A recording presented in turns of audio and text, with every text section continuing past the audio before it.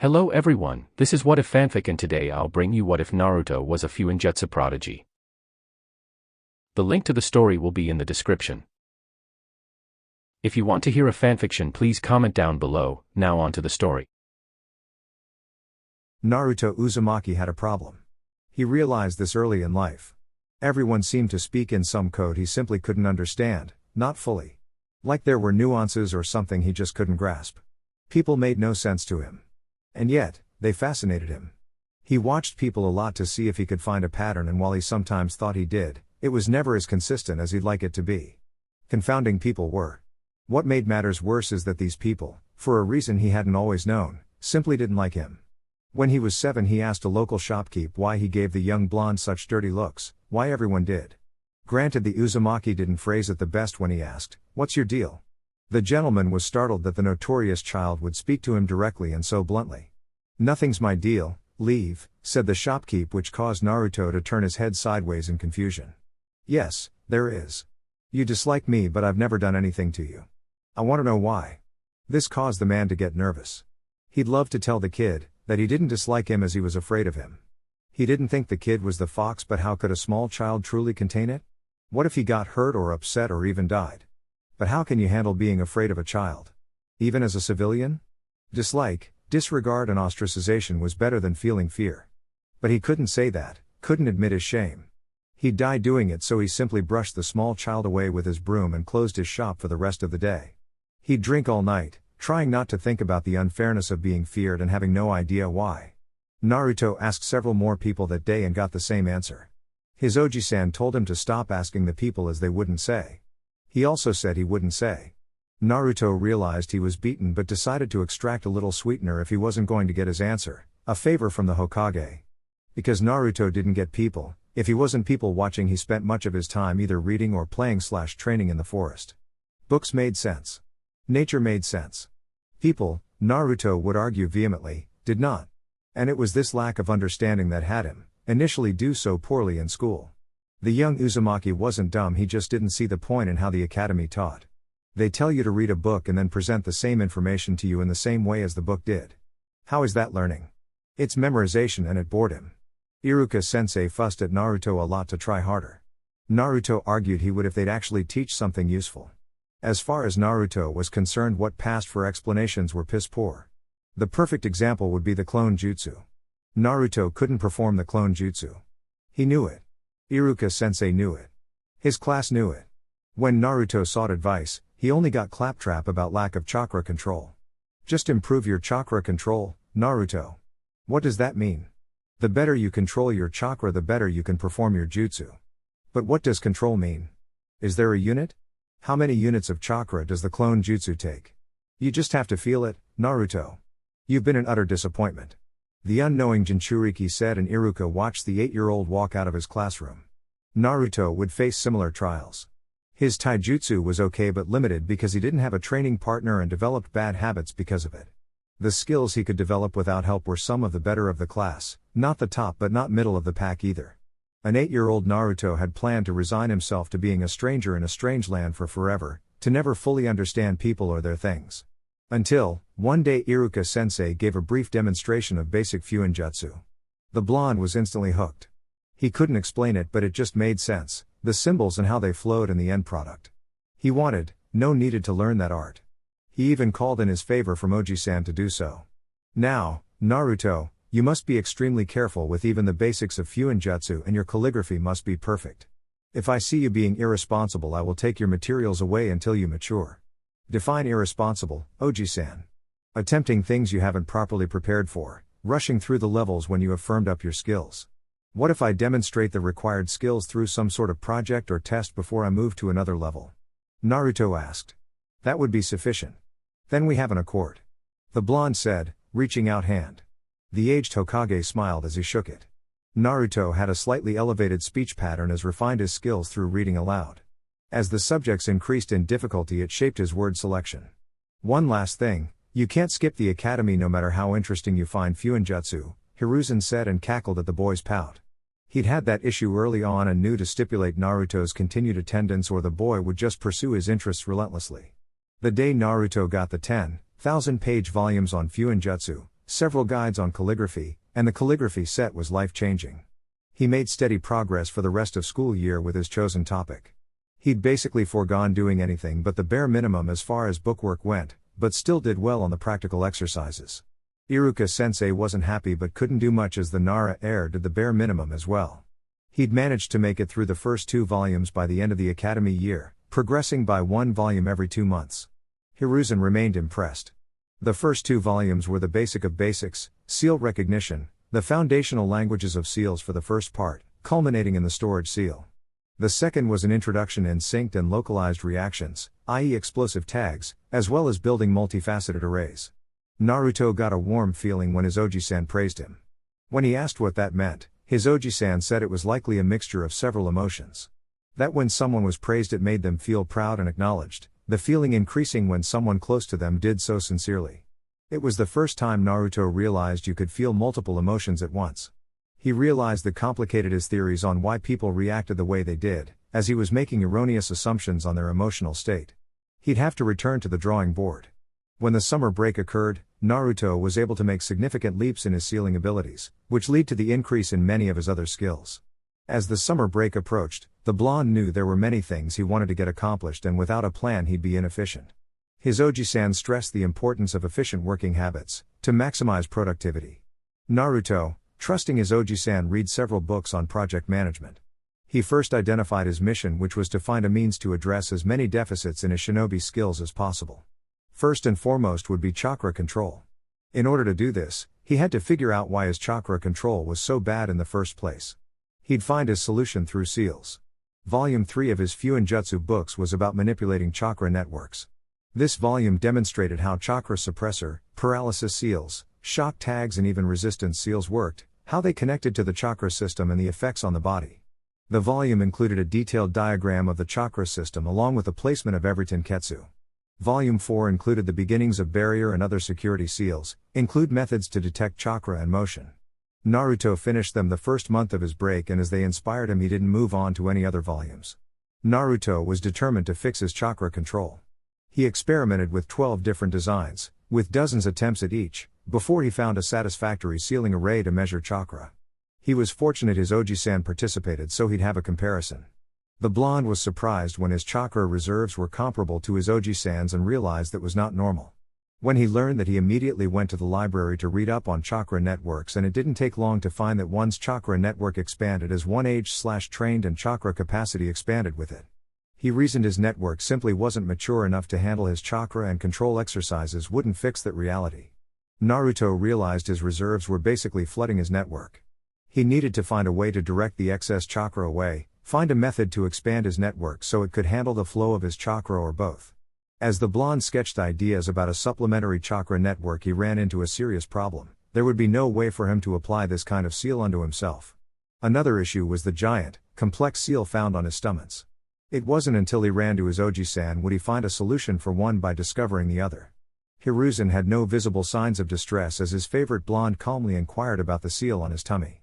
He sometimes forgot Naruto was a container, a sacrifice, as he only saw his surrogate grandson. That the boy was generally low maintenance aided in that. If he asks a question, give him the information or cut a deal and Naruto would go on about his day. But the boy could be unpredictable.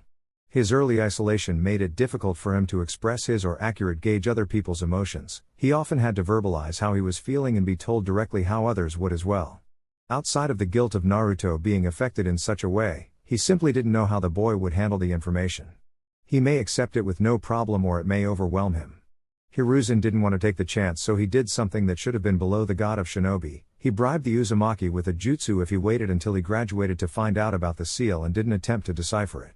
I need a semi-autonomous clone. You got anything like that? All corporal clones could fit that description, Naruto-kun. What's the best clone jutsu? Best is relative to the situation. In Ame or Kiri, the water clone is handy and not taxing. The stone and mud clones are durable. Are they all elemental clones? Oji-san? No, there is another. It is quite taxing on one's chakra. Chakra I have. True. I know I'm going to regret this, but I will teach you the shadow clone jutsu, but Naruto-kun, you are to never send your clone to school for you. Why would I do that? Wouldn't learn anything if I did. The clones transmit their memories and any unused chakra back to their creator once dispelled. Oh. This sounds like the greatest jutsu ever invented. My sensei would likely be honored. You think so? Hiruzen said as he ran his hand across Naruto's hair, causing the boy to smile. He likely could handle Naruto's nature so much as it mirrored Tobirama sensei's. He'd spoke often about Tobirama to Naruto, partially to reassure the boy that he could be a great ninja even with his quirks. The two traveled to a private training ground where Naruto would learn what would be his signature jutsu while enjoying a brisk fall day with his favorite person. It would be 2 weeks before the start of the winter break before Naruto completed his supplementary chakra network seal. His clones painstakingly drew it on his body, having to draw very small seals on many of his tenketsu. It was a 5-hour process and he was glad he'd paid attention to the meditation unit at the academy. He may have loved to read, but he was still energetic and often had to run around or train before he could really dig into his materials. The clones activated the seal and it hurt for several seconds, but the pain subsided after a few minutes. Naruto sat in the lotus position and did the chakra circulation exercise. He was amazed at how much more fluid his chakra flow was, how he didn't have to fight to direct it. He could feel the artificial network aiding and guiding the chakra. He performed that for an hour before attempting the clone jutsu. His clones still weren't right, but there was progress. Naruto concluded he'd still have to work on chakra control, it just wouldn't be as hard, nor would the ceiling for how much control he could obtain be really low. Over the break, Naruto would assign several clones, his Oji-san limited him to 5, to chakra control. They'd place leaves everywhere on their bodies for as long as they could. Naruto decided to tackle another problem. He'd noticed the clan children were starting to pull ahead in Taijutsu. Naruto could best most of the non-clan children, but he'd struggle with all of the clan kids, except the Nara, who wouldn't even try. This was not something he was happy about. He didn't want others to do poorly, but he wanted to win, to be better if not the best. His Oji-san said that was a sense of competitiveness and rivalry. He said those were fine in moderation, that if Naruto ever felt he'd do anything to win against his comrades, he'd gone too far. That, trying to be the best is fine, but he shouldn't look down on others or forget that ultimately they were on the same side. It was good to have a label on the emotion and to know it should have limits. But knowing what motivated him wasn't going to fix his problem. He spoke with his Oji-san at length about it. He didn't like the academy style, it felt too stiff and basic. Oji-san chuckled and said it was basic, that was the point. He said the academy library had access to different styles, but Naruto should have a general idea of what kind of style he wanted. Naruto nodded but frowned. Learning a new style without direction would lead him to a similar problem he was having now. Naruto and his clones would think on the problem the entire night. A solution wouldn't present itself until dawn. The difficulties of self-teaching a taijutsu style is not knowing if the kata are correct and habitualizing mistakes or gaps in form. But he had no dedicated teacher nor family to aid him. That thought caused him discomfort, but he ignored it. What he needed is a method to drill perfect form into him without needing someone to watch over him. Seals were going to be the solution. If, Naruto thought, he could create a seal that could record movement, it'd be a start. He could then build an array that would use those pre-recorded movements as the baseline. As Naruto worked through the kata, he could have a slight shock to alert him he'd done the movement wrong. No shocks meant he did it right. This would be a highly advanced application of many of the techniques found in security seals. It'd be difficult, but Naruto was confident he could figure it out. He'd only need to find someone good enough and willing to be recorded. And while that would solve one problem, it wouldn't be enough. Perfect kata doesn't make one a perfect fighter. He would still need someone to train against. As winter set in throughout Fire Country, Naruto started the next volume. He'd practiced his calligraphy every day and would have his clones reread the other texts as he absorbed new information. His Oji-san requested he remind about art but wouldn't explain why. The 5th volume was an introduction to intermediate sealing theory. It included new languages, ideas about chakra, and a start on log and algorithms.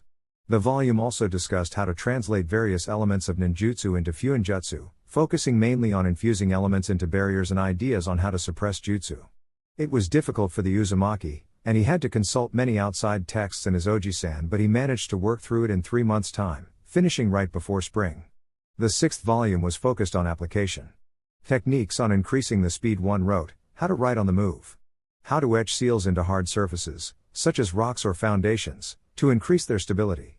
The technique, called chakra engraving, allowed for a concentrated micro blade of chakra to be made via a conduit. Chakra etching was rare because it took a long time compared to the ink-based or the materialization methods, but they were longer lasting and more secure from outside influence as it took another etching to interact with the seal. It also required a good bit of chakra control, more than the leaf-sticking exercise would grant. Luckily, the volume included directions on surface and various iterations of water walking. It would take a month and many complaining, freezing clones to master all those exercises. But it was worth it in the end, as Naruto had taken to using senbon to etch and would do it for fun on the weekends. By mid-May, the 9-year-old Uzumaki had gotten his motion capture array down. However, it would end up being a small part of his overall development. He showed his Oji-san and explained his idea. He even had the style picked out.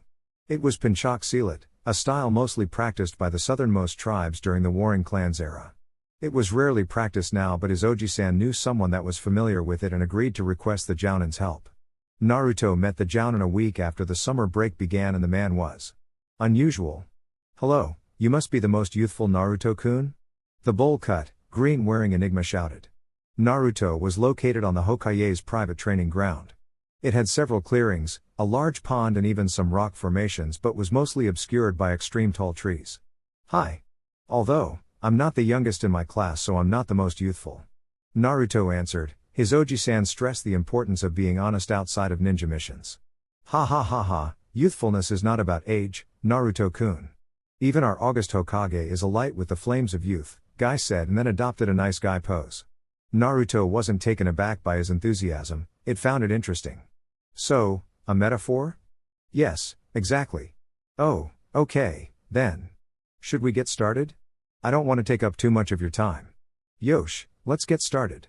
Naruto put the sealing tags on any point of articulation on Guy and then activated the larger seal he had the Taijutsu master stand on. He then watched, amazed, as Guy went through every kind of strike and juris found in the discipline. Seeing the style in action reassured Naruto he'd selected correctly. It could be fast, flexible and unpredictable. It used the entire body for offense and defense while incorporating grapples and takedowns. The blonde was also amazed by Guy's abilities. The man just breezed through the exercises. Naruto was so focused on Guy he didn't even notice his Oji-san arrive along with a small monkey summons. When he got Naruto's attention, the Uzumaki was elated. His Oji-san called it, and even more so when he explained he wanted his summons to record some Bukietsu forms. Specifically for a quarterstaff, as it seemed to fit Naruto more, and also for rattan sticks that were used in Eskrima. Naruto wasted no time getting more seals ready for the summons, a white and gray-haired male named Ubu. After Guy finished performing the training guides, Naruto thanked him and went to set Ubu up. "He may not be able to expression it fully, but you've made him extremely happy, Guy." "Thank you," Hiruzen said as he watched his summons and his surrogate grandson interact. "It was the least I could do, Hokage-sama. And while I'm not expert, Naruto-kun seems to be something of a prodigy when it comes to Fuinjutsu." "I would have to agree. I went from worrying he'd fall out of a tree in some remote section of the village to him blowing himself up. Rambunctiousness is a feature of youth." "I know, Guy, and I'd never begrudge him it. It makes him happy and he is progressing rapidly. Now, if I could only get him to apply himself in school so everyone else would know." "Is he not doing well?" "He does as well as he wants to do. He feels that much of the information the academy teaches is irrelevant. He argued once that if he were expected to memorize the names of the Hokage there wouldn't be so many books in the library about them." Guy chuckled at that. "Excessive information must mean it isn't worth retaining for longer than you need it. The argument has a certain amount of logic to it." "Oh, I know. But I don't want him walking around without common sense or basic facts, so I just asked him to do it for me and he complied." "Well, I must be off, Hokage-sama, but I created this exercise regimen for Naruto-kun, so he'll get the most out of his new Taijutsu style." "Thank you, again, Guy." "My pleasure." Guy's workout plan presented Naruto with another problem. Naruto wanted to get the most out of the routine and not push himself too hard, as he planned to use a modified resistance seal that went up percentages instead of full levels. But how could he track his progress in a precise way and chart his development? And to do so in a way that wouldn't require clones and a lot of equipment. He instructed his clones to think up a solution, all 10 as his Oji-san let him increase his maximum. When he woke up the next day he was surprised by their solution. He'd need books on medical ninjutsu and genjutsu to make it work. He decided to leave that to the clones and let them do most of the legwork. He loved working on Fuinjutsu and reading new stuff, but he simply felt it best to leave it to the clones while he trained his physical skills. Not just combat but also trapping and tracking, as it had been introduced during the most recent term. After applying the resistance seal, Naruto would wake up and run every morning.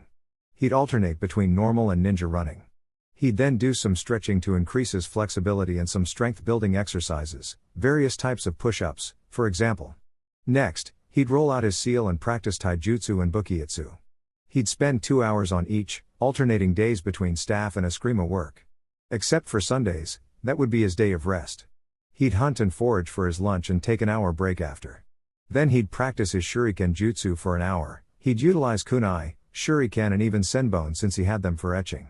He'd do another round of stretching and then a cool down run before returning home for a shower and an afternoon of relaxation. That was how his summer went, and besides for practicing chakra control or sparing him, his clones were dedicated to solving his latest problem. They were lucky to find what they needed at the library, and the answers came from the same clan. Tsunade Senju for the medical part, Taka Senju for the genjutsu. And Naruto was lucky as both books healer and fighter, a combat medic's journey and forest for the trees, illusions, and you included the types of jutsu Naruto needed and additional exercises and ideas to improve chakra control. The next year went much like the previous. The 10-year-old Uzumaki trained and studied, making time to visit his Oji-san and have ramen from the nice Ichiraku people. He started winning, occasional, against the clan heirs, and even tried a little more in the theoretical segments. It got Iruka-sensei off his back, and Naruto decided that was enough of a reason to do so. The only person he couldn't beat, yet, was Uchiha Sasuke. The boy just fought like defeat was death, and Naruto got the impression the last Uchiha didn't see his classmates as future comrades. His Oji-san said the boy was lonely and in pain. Naruto didn't disagree, but his eyes reminded him too much of the villagers at times, and Naruto didn't want to deal with him any more than he had to. The Uzumaki slowly made his way through Volume 7. It was about linking and merging sealing arrays, how to make different arrays compatible enough to be merged, or how to build the bridge if they weren't. It also focused on other methods of activation like timers or changes in weight or temperature. There were several non-chakra methods to activate seals. Experts could even use emotional states to activate a seal. Since this book included even more advanced symbols and sealing languages, Naruto had to work slowly. He also didn't want to divert the attention of his clones, who were making steady progress. Slow, but steady. The school year focused more on soft shinobi skills like infiltration and information gathering. Iruka-sensei spoke about being able to adopt different persona to fool others and what went into making a believable cover story. Iruka-sensei said the henge was a good short-term solution, but most shinobi could see through it. That didn't sound right to Naruto, and it would plant a seed in his head for his first original jutsu. It was the middle of July. Under the shade of a large tree, Naruto Uzumaki almost vibrated with excitement. It was finally done. He was ready to activate his creation. If one were to see Naruto, they would see him staring at a bracelet of beads, black with orange symbols. Nothing really stood out about them, but that was only a trick. Naruto pulsed his chakra into the first bead and felt chakra feed back into him. It lit up for 1 minute before the invasion of chakra stopped. Naruto then fed chakra into a second bead, and then a screen of information only he could see emerged. It had his height, weight, blood type, chakra characteristics, and other information provided by the most basic diagnostic jutsu. Naruto wanted to chart his progress and knew he needed detailed information about his body to do so. That's why Tsunade's book was so important. Taka's book allowed him to feed that information into a genjutsu-like projection, one only the person attuned to the bracelet could see. Naruto then pulsed chakra into the third bead and then took off. The third bead was a modified tracking seal. It would tell Naruto how far he ran and how fast. The diagnostic bead would keep track of his vitals and oxygen levels. There were 8 beads in total. One was a protection barrier he could erect at any moment. Another a compressed storage seal. Not every bead was currently marked, and Naruto was just so happy he got his year-long project to work. After his workout, Naruto looked at the information provided and smiled. He had his resistance seals off and now had a baseline. He decided he was going to really push himself these last 2 years in order to be as prepared as he could be. Naruto ran home and took a shower. Once he was out, he put on some olive cargo shorts and a blue shirt with a white spiral at the center of his chest. His clones handed him another beaded bracelet and he slipped on his blue sandals before darting toward the Hokage Tower. Because he didn't have his resistance seals reactivated, Naruto managed to move at an impressive speed. He followed proper etiquette and was granted access to his Oji-san. The Sandaime was curious what had Naruto so excited, and became even more so when the boy handed him a bracelet and commanded he put it on. Hiruzen did, trusting the boy. Oji-san, I got it to work. My project. I even engraved it myself, so I made you one. What does it do, Naruto-kun? You have to sync it to your chakra so no one else can use it. Then pulse it into those 3 beads. Then you'll see what it can do, just don't fight it. Hiruzen quirked his eyebrow but did as the boy said. He felt the chakra invade his system but knew it was his own, so he was confused. Once it stopped, He repeated the process and felt another invasion and then saw his own vitals. He dismissed the view and activated the other beads, a storage seal and a tracking one meant to chart progress from training. The Hokage was near speechless. "I'm so proud of you, Naruto. This is amazing." Naruto felt a familiar warmth bloom in his chest and it intensified when his Oji-san hugged him. He liked it. For the next 2 years a few things of note occurred for the Uzumaki. The first was making his first friend. It happened while he was training. He heard someone making noise and went to check it out. It was his classmate, Hyuga Hinata, and she was crying. They'd never really interacted before, outside of him stepping in when she was getting bullied once. He didn't even know she was getting bullied, she just looked pained by what the boys were doing and wanted to understand why they were doing it. They were weirded out by his questions and left. He just shrugged and left as well. His Oji-san once mentioned people sometimes like to be held or hugged when they cry. He said he did it with his grandson Konohamaru when he was a baby. Naruto figured if it were good enough for him it might work, so he sat beside her and put one arm around her. She flinched, startled someone would touch or comfort her. "Are you okay?" Naruto asked, and the question surprised her. He was honestly asking, as if he truly didn't know the answer to the question. She shook her head no as she tried to gather herself. "May I ask what happened?" "My Oji-san says talking helps. I'm a failure." "Oh, in what way?" "As an heiress, in my family arts. My father doesn't find me suitable." "Is he right?" Naruto asked, and Hinata flinched again. He was confused. To fail would seemingly be pretty objective. He wondered if she were given nebulous parameters. "Hi," she whispered lowly, wanting to curl in on herself. "Then change it," he said neutrally. Normally, one would feel judged, but Naruto said it so blankly Hinata was more confused than offended. "If you failed, then there is a standard. You have to find out why you don't meet the standard and then create a plan to achieve your goal. It's how I started challenging the clan heirs when we sparred. I'm not strong like you, Naruto-kun." She'd seen the boys' improvements over their time at the academy and it seemed to be continuous. "No, I don't imagine you would be," he said, and she felt her heart ache. "You're strong like Hinata. So, you should build on that, not try to emulate some else." She chuckled when he nodded his head, sagely, after his words. "I train every day and I don't know if you'd be interested, but if you want to join me sometime and spar or whatever, I'd do that." "Why?" "My Oji-san said we're all comrades and should be willing to help each other. Also, I don't know why, but I don't like seeing people sad, it feels wrong. Also, failing at something is just a chance to succeed next time. I fail a lot because I try a lot." "So, you're a proud failure?" Naruto smiled. "I think I like that." Just as he finished, he saw a kunoichi appear before them. She had black, wavy hair, red eyes and a bandage dress. Naruto could only come to one conclusion, one he spoke with zero shame: "You're uncommonly attractive." The yet unidentified woman only smiled at the boy's forwardness. She'd heard about the Uzumaki and knew he meant nothing by it, only that it was true to him. "Thank you, Uzumaki-kun, but some women might get offended if you compliment them so boldly without knowing their names, at least. So, introduce ourselves and then tell you?" Maybe. It depends. Besides, if word gets around you call women attractive and you don't do it for some, they'll be offended. So, some will be offended if I do and others if I don't? This is confusing. I'm going to have to ask Oji-san about this. Well, I need to go, I'll see you around, Hinata. Bye, Naruto-kun. Hinata, Kurenai started. What your father said, it isn't true. Yes, it is. But it doesn't have to stay that way. After that day, the two trained together 3 times a week and because each other's best friends. Naruto was always honest with Hinata, willing to help her overcome any problem she identified and believed she could succeed. He could be blunt and awkward, but she simply learned to speak his language. He had his own form of kindness and caring. Naruto got a different perspective on emotions and why people act the way they do. He'd never heard of shyness before Hinata, for instance. She also helped him with the ethics of creating and performing the sexy jutsu. The second significant thing is Naruto completed the other 3 Fuinjutsu volumes. Volume 8 was on Junjutsu. How to create them, how to counter them. It also included how to expand and condense arrays, how to see full arrays without activating the seals, and methods of seal concealment and cloaking. Volume 9 was about space-time Fuinjutsu/ninjutsu.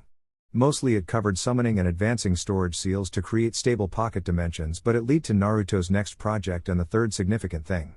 Volume 10 was about materialization as well, learning to create complex seals on the fly from all the elements that had been covered. This volume really leaned on the creative aspect of sealing, how all the languages, symbols and other information was the same. It was up to the Fuinjutsu user to make it something unique. His Oji-san was so proud of Naruto for completing all the volumes, and he promised he'd get Naruto certified as a sealing master as soon as he graduated. The tests Naruto had to take were the official tests, but he couldn't certify the results until Naruto was a shinobi. Naruto was hesitant. Hinata explained that one to him, as he saw how happy his Oji-san was, but he had to ask the question. It startled the Sandaime so much he asked Naruto to repeat it. Is Yondaime-sama my father, Oji-san? Yes. Hiruzen knew he could have lied, but lying would have risked their relationship. He decided to trust Naruto instead. I didn't tell you because your father had so many enemies, Naruto-kun, and they would love nothing more than to get revenge by hurting you. I'm sorry I had to keep that knowledge from you. Did my mom and he, did they love me? So very much. You'd never seen two people more excited about being parents.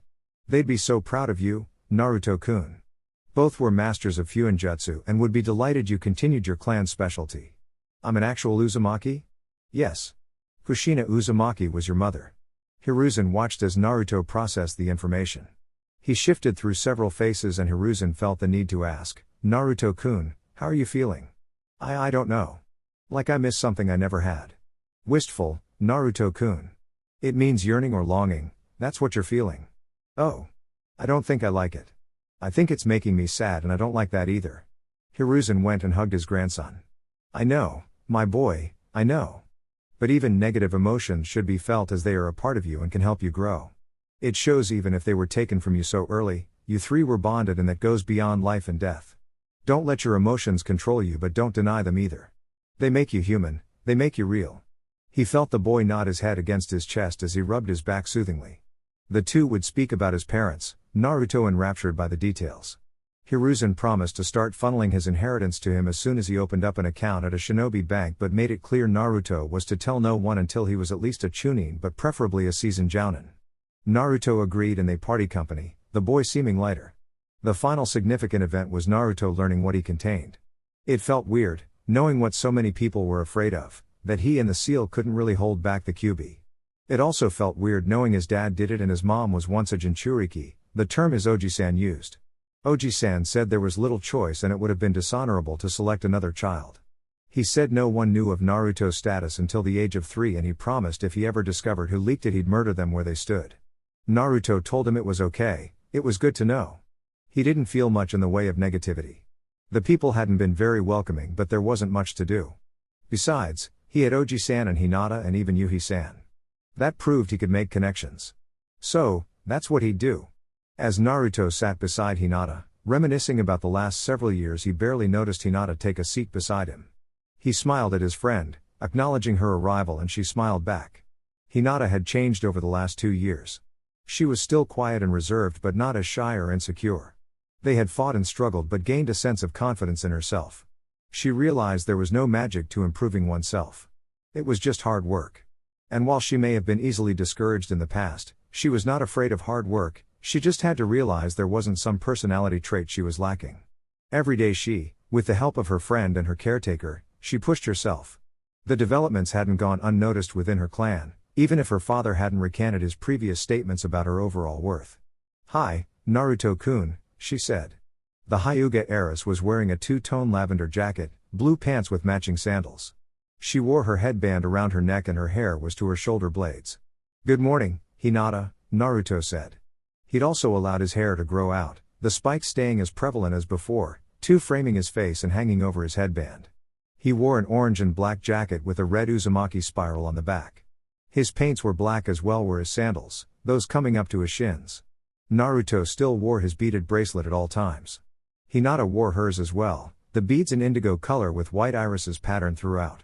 He'd given her the collective seals 6 months ago as a token of their friendship and she treated it like the most precious of jewels. After the brief greeting the two sat in silence, observing the classroom and waiting patiently. Their silence was ruined by two newly minted kunoichi charging in, arguing about who would sit next to Uchiha Sasuke. The two continued on until Iruka-sensei yelled at them to take a seat. They did, but not before Sakura glared at him and Ino winked at him.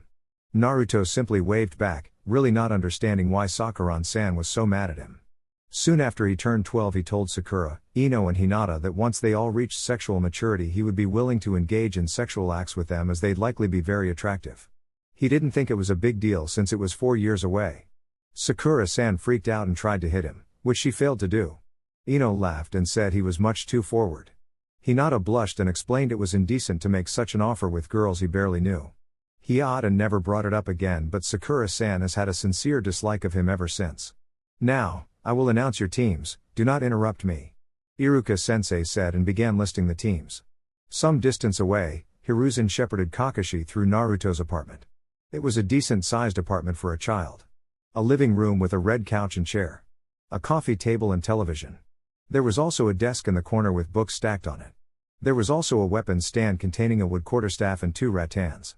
The kitchenette had a standard 2-sided sink, stove/oven, and shelf space above and below the counters.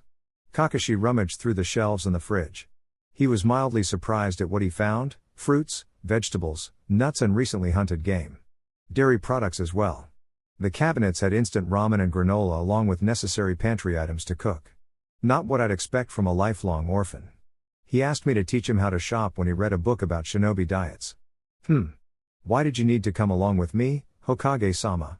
You wouldn't have gotten in otherwise, Hiruzen said and saw Kakashi's disbelief. He's finished all 10 of the Fuinjutsu volumes. Tested and passed each exam. He's a certified seal master. The dog summoner hid his shock well. Do you understand what I'm telling you, Kakashi? Hi. Even if he should fail the test, he has to be a shinobi. Too much potential not to. Yes. Also, he knows about his parents and very likely knows or will know you were his father's student. Great. Anything else I should know? You know about how he processes and shows his emotions, yes? The Jounin nodded. Then, that should be enough to go on. Okay, I should have enough to go on. I will depart, Hokage-sama. Hiruzen nodded and Kakashi left. Hiruzen did as well and felt the security measures return as soon as he closed the door. He took one last look at the door and hoped he'd made the right decision. As Naruto was in the top 10 of the class, he shouldn't be on Kakashi's team, but he felt he owed the young Jounin. Hiruzen hoped he hadn't done right by one party only to do wrong by another and dreaded the reality that only time could tell. Kakashi arrived to the training ground and expected all 3 of his potential students to be hungry and irate. 2 were, though only the girl voiced her displeasure. So much for the shinobi rules. Kakashi thought. The blonde was fine. Which could only mean one thing. You ate, didn't you? Hi. Even though it went against my orders? Bad orders, Hatake-san. Kakashi simply smiled, then retrieved 2 bells from his pocket. You have 1 hour to obtain these bells. The one who doesn't get sent back to the academy. How is there a 2/3 fail rate if 2 of us can get the bells? Naruto wondered. The others likely would have as well if not hungry and anxious. Something isn't right here. You may begin, stated Kakashi after setting the timer, and 2 of them went to hide. The one remaining was the Uzumaki, his face neutral. Shouldn't you be hiding? No, from the Shinobi Tactics book I've read, hiding is unsound. You have what we want, you have no reason to pursue us. Our inaction benefits you. And as we had no agreed upon plan or even rendezvous point, the other 2 didn't retreat with the goal of working with me or each other. The copy ninja said, but he couldn't disagree. While he would go after them, if this were a real-life situation he'd have no reason to do so. He pulled out his book to read, hoping to get a rise out of the blonde specifically, or one of the others. It didn't work. To his confusion, the Chibi Yondaime threw a purse of Ryo coins at him. Jounin Hatake Kakashi-san, I would like to enter negotiations for your services. Oh, and what would you like me to do? A retrieval mission. When? Now. Can't, busy. Can I have a bell? No, sorry. If you want one you'll have to take it. Sasuke and Sakura both thought Naruto was an idiot for trying to bribe their sensei and avoid putting forth any effort. They saw Naruto touch one of his beads and then kunai and shuriken started coming from nowhere, all aimed at Kakashi-sensei. Kakashi saw the weapons and decided to perform a quick substitution, but as soon as he gathered the chakra it dispersed and he felt himself go rigid. The projectiles passed right through him, they were simple clones. He saw the blonde rub his chest. Pleased. I think this is pleased. Hatake Kakashi-san, please give me the parameters of the real test. Kakashi said nothing but inwardly was impressed. The bells are clearly for the taking, Naruto-kun. Hi. They are also a decoy, at least to some extent. Now, please explain. Sorry, no can do. I could beat you until you did. Trust me, kid, you don't have the skills nor the time to break me. Yay, I figured as much. Must be teamwork then. Since the state objective is false. You clearly aren't testing us on ruthlessness. Also 2 bells but 2 will fail? The math doesn't shake out. Well done, Naruto. You want to release me? Not until Sasuke and Sakura grabbed the bells. When Naruto said that his teammates came from their hiding spots and did exactly that. Naruto ended the seal and Kakashi could feel his chakra flowing again. How did you do it, Naruto? It was smart staying here so late, but 2:30 AM simply wasn't late enough. I prepped the field after you left. How did you trigger it? You didn't emit any chakra. Didn't need chakra, Naruto said, and Kakashi thought quickly, reaching the conclusion at speeds only geniuses could. He realized Naruto used a pressure trigger. The coins was likely to make up for Naruto not knowing his specific weight. The chakra for the substitution was the final activation. Kakashi had been led around by the nose, by a fresh from the academy Jounin. That was embarrassing. Well, you are team for a probationary period. Why a probationary period? Sasuke asked. Naruto broke the test. You know what to do, so there would be no point in retesting you. Be back here tomorrow at 7 AM sharp, Kakashi said, shining away afterward. Way to go, idiot. Yay, thanks, dummy. I'd prefer you not insult me. I don't like it. Besides, neither of you knew the secret of the test and I have no reason to assume you would have figured it out. I will see you tomorrow, Naruto said and then departed. Neither Sasuke nor Sakura could argue with his statements. Kakashi arrived to the Sandaimei's office, being granted immediate entry. When he walked in he saw a room full of Jounin and the Sandaime all smirking at him. He then saw the crystal ball on the Sandaime's desk and slouched.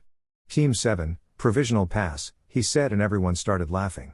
It would be a long time before the copy ninja lived down getting subdued by a brat. Kakashi Hatake had been regarded as a prodigy, a genius for the majority of his life. Many assumed that made him arrogant, but he'd lost far too much in his life, failed too many times to ever buy into his own hype. He wasn't without pride, however, and his Yondaime chibi stomped all over it as if their roles were reversed. Currently, he was seeping at some sake at the rusty kunai with some fellow Jounin. His debrief had been short. The Sandaime had been entirely too satisfied that his surrogate grandson managed to beat the bell test. 3 generations previous hadn't managed it. Kakashi had even said as much. The Sandaime merely chuckled and agreed with the provisional promotion. It didn't affect much, but if there were any major problems he could demote the other 2. He would have gotten any of us, Kurenai said to the copy ninja. She could empathize, she'd fallen into one of Naruto's well-crafted traps before.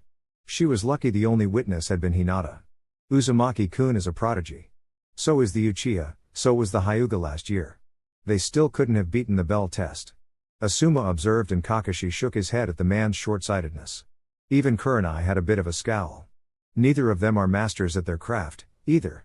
The name has lost meaning as everyone that can scribble a half-decent explosive tag calls themselves seal masters, but Naruto is the real thing. Sandaime-sama told me as much, but I gave the kid time to plan and free reign over the field of battle. I assumed he wouldn't forego a night's rest or have enough time in the morning to trap the place. Kurenai assumed Naruto likely used shadow clones and hadn't sacrificed any sleep, but if the blonde hadn't revealed the technique yet she wouldn't out him. Besides, Kakashi would need to test their actual skills anyway. She smiled, wondering how many problems Naruto would give Kakashi. The notorious lazy Jounin was in for some interesting times. After the test and the poor responses from his teammates, the blonde Uzumaki decided to walk around for a bit. He liked making plans while he walked. The training grounds weren't like the forests he'd play in as a child, but they were close enough to give him a similar feel. Now that he was a recognized seal master, it was time for him to pick a specialization or 2. Being a master didn't mean he knew all there was to know, that was impossible. But he knew enough that no subfield should be beyond his grasp with dedication, and he was at a sufficient level to truly contribute to the field, offer something unique. From what his Oji-san gave him, his parents had pretty divergent interests, though it also showed him in a strictly Fuinjutsu fight his mom would paste his dad. Why did he think that? Surely the power of the Hiruzen could overcome anything she'd do, right? Wrong. His mom specialized in barriers. I now control all around you, fear me mortal type barriers. She'd even had the designs for one that could neutralize space-time techniques. He was happy as Oji-san gave him their notes and work. They'd stored copies in the Hokage vault as they wanted the knowledge to live on and for future Hokage to gift those worthy with their knowledge. Naruto would certainly learn from his parents. With his shadow clones he had no reason not to. But he wouldn't claim their areas as his primary specialization. While he was impressed, if not awed by his parents and what they could do, his Oji-san had always been his hero. And the longest-serving Hokage always wanted to protect his people to the best of his ability. Naruto wanted that as well, and the series of beads on his left wrist would be the foundation. He'd never give anyone but his closest friends and family those seals, but he could build on them. Naruto wanted to be the first Fuinjutsu systems specialist. He wanted to eliminate the reliance on carrier pigeons, on paper files, on things that could be stolen or interfered with. Instead, information would be accessed by chakra and or biometrics, the information only seen directly by those with access. Distress calls immediately relayed to the Hokage, amended orders sent back just as fast. It would revolutionize information storage and transmission. Infiltration and espionage would evolve as well. If it worked, Konoha would be safer. The Uzumaki decided he'd start on the communication parts first. Some segments of it would be easy. A shared mass storage scroll that could transport items is something he's already done. It was a matter of perfecting seals that could project sound waves, internal thoughts, or displays that could transmit the written word that would be difficult. There was issues of formatting, stability and even range. It would not be fast, even as his Oji-san had doubled his maximum clone usage again, but it would be worth it. Naruto was so lost in thought he didn't realize he'd stumbled upon someone else's training grounds until he heard the booming voice. Most youthful Naruto-kun, good day. The three Jounin of Mito Guy were surprised when the blonde didn't even flinch but responded calmly. Hello, Guy-san. He then looked around. Have I interrupted your training? If so, I apologize. Allow me to exit. Hold on, you're that kid? Tenten shouted, surprising everyone as she rarely raised her voice. Oh, Tenten-san, hello, Naruto said with a small smile. Don't just say hello to me after what you did, she yelled back. What did he do, Tenten? Lee inquired, hoping it wasn't something unyouthful. He offered to have sex with me. This confused the males of Team Guy. Once we reached sexual maturity. You're very pretty now, I imagine you'll be even more so in a few years. I didn't realize it was indelicate to offer until my friend, Hinata, told me it was. I apologize for the offense, Naruto said, and then giving a short bow. You apologize for the offense but not the offer? Tenten asked in confusion. No, I'll still sleep with you once we're older. I'll just present it more appropriately in the future, he said with a nod. Hinata once remarked that it isn't always what you say but how you say it. Presentation of an idea or sentiment matters, and if done incorrectly people will overlook your intention. Tenten could only stare at the little pervert in confusion. He was so honest and respectful about everything he said she felt odd getting overly mad about it. Besides, it was something of a compliment and he had intended on it being years in the future. She just couldn't wrap her head around all of his, but she saw her sensei signing he'd talk to her about it later. You know my failure of a cousin? Neji asked. Yes. The boy responded neutrally. So, you agree that she's a failure and will always be one? I would hope so, Naruto said. The boy looked confused at Naruto's words. You don't have to hope, it is her fate. The gifted and the failures are chosen at birth, though I am curious as to why you'd wish such a fate on her. Neji had no real opinion of the Uzumaki. He'd seen him around but never spoken to him, feeling that anyone that chose to spend time with Hinata must be as useless as she, but he'd heard the boy was favored by the Sandaime and even Hiyashi-sama seemed to respect him, so he was ambivalent. Failure in practice allows for growth. My Oji-san said you learn very little from always doing something correctly. Innovation often emerges out of one learning from their mistakes. Besides, isn't the point of training to push past your limitations? It doesn't matter how hard she tries, she will never amount to anything. It has been decided. Naruto considered the boy, his blue, emotionless eyes staring into the Hyuga's own. Naruto was silent for several moments and then responded. This has no basis in empiricism. And then turned and walked away. Once Neji digested the blonde's words he became red with anger but would have felt like a fool to yell at someone walking away from him. It was not what a proud Hyuga would do. He promised to school the rookie on the ways of fate sometime soon. What the absolute hell? Spoke Lee, no youthfulness in his voice. He was too confused to be youthful. Never had he seen someone dismiss Neji like that, nor hit on Tenten. Who was that guy? That was Uzumaki Naruto-kun. Newly minted Jounin. He's had a difficult life and it resulted in him having a unique way of understanding things. From what I understand, Tenten-chan, he truly meant no offense. Maybe not, but he's still a little pervert. Probably, Guy said with an unyouthful shrug. Naruto gave no greater thought to his run-in with Team Guy as he ran to the Shinobi Archives. The building was quite plain, looking like many other in the village. He entered the doors and traveled through the foyers until he reached a staircase. He traveled down into the bottoms of the building and traversed another hallway until he came to a set of double doors that were locked. A seal was located on the left side of the door frame, which Naruto put his hand on and pulsed his chakra. The doors opened and he was greeted by the resident archivist for the Fuinjutsu section. The room beyond the doors lead to several hallways, some only accessible by the archivist herself. The walls were eggshell and the lighting gave the feel of sterile hospital rooms. "Good afternoon, Naruto-sama," Kaoru said. Kaoru was a middle-aged woman of average height and build. She had black hair with streaks of gray strewn throughout. She wore a standard Jounin outfit of a blue shirt, green vest and blue pants. Her shoes were open-toed with a slight heel. Officially, she was a career Jounin, but she was actually a long-serving Onbu that was selected to guard some of Konoha's most valuable knowledge instead of outright retiring. Naruto squinted and turned his head to the side. He'd never been called Sama before. Only his Oji-san, Hinata, and Ayame-san called him Kun, so this was a bit confusing for the blonde, and Kaoru picked up on that. "I call you Sama because seal masters are highly regarded in Konoha. This goes back to our alliance with the Uzumaki clan and has only increased with their destruction.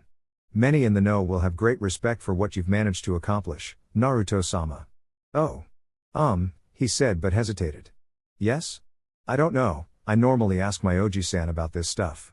I don't mind you calling me Sama, but I also wouldn't mind you not calling me that. Does that make sense? Hi. Some people aren't much for formality. It may be that. Or you may not feel you've earned the honorific. Both are possible. Do you have a preference for what I call you?" The archivist asked, and Naruto gave it a moment to think. "No, whatever you are comfortable with. I will keep that in mind. Now what can I do for you today, Naruto-sama?" "Oji-san said it would be okay for me to leave clones here to study, and I would like to do that now. He has informed me of this, yes. What would you like for me to pull for you today?" "Space-time Fuinjutsu. I will get right on that. There is a private room just down that hallway." Kaoru pointed to the hallway to her left, and to the right. "I will bring the materials right along." "Thank you, Kaoru-san." His Oji-san had told him who would be helping him, so there was no need for formal introductions. The archivist nodded and walked to the hallway behind her. Naruto summoned 15 clones and had them go to the room as directed. He then made his way to exit. He had a few other things he wanted to do today and trusted his clones would be diligent in their pursuits. Naruto made his way up the stairwell, this time going up the second floor. He entered the door to what was the Jounin part of the Shinobi archives. This exchange was much faster. He'd already put in his request for what he wanted.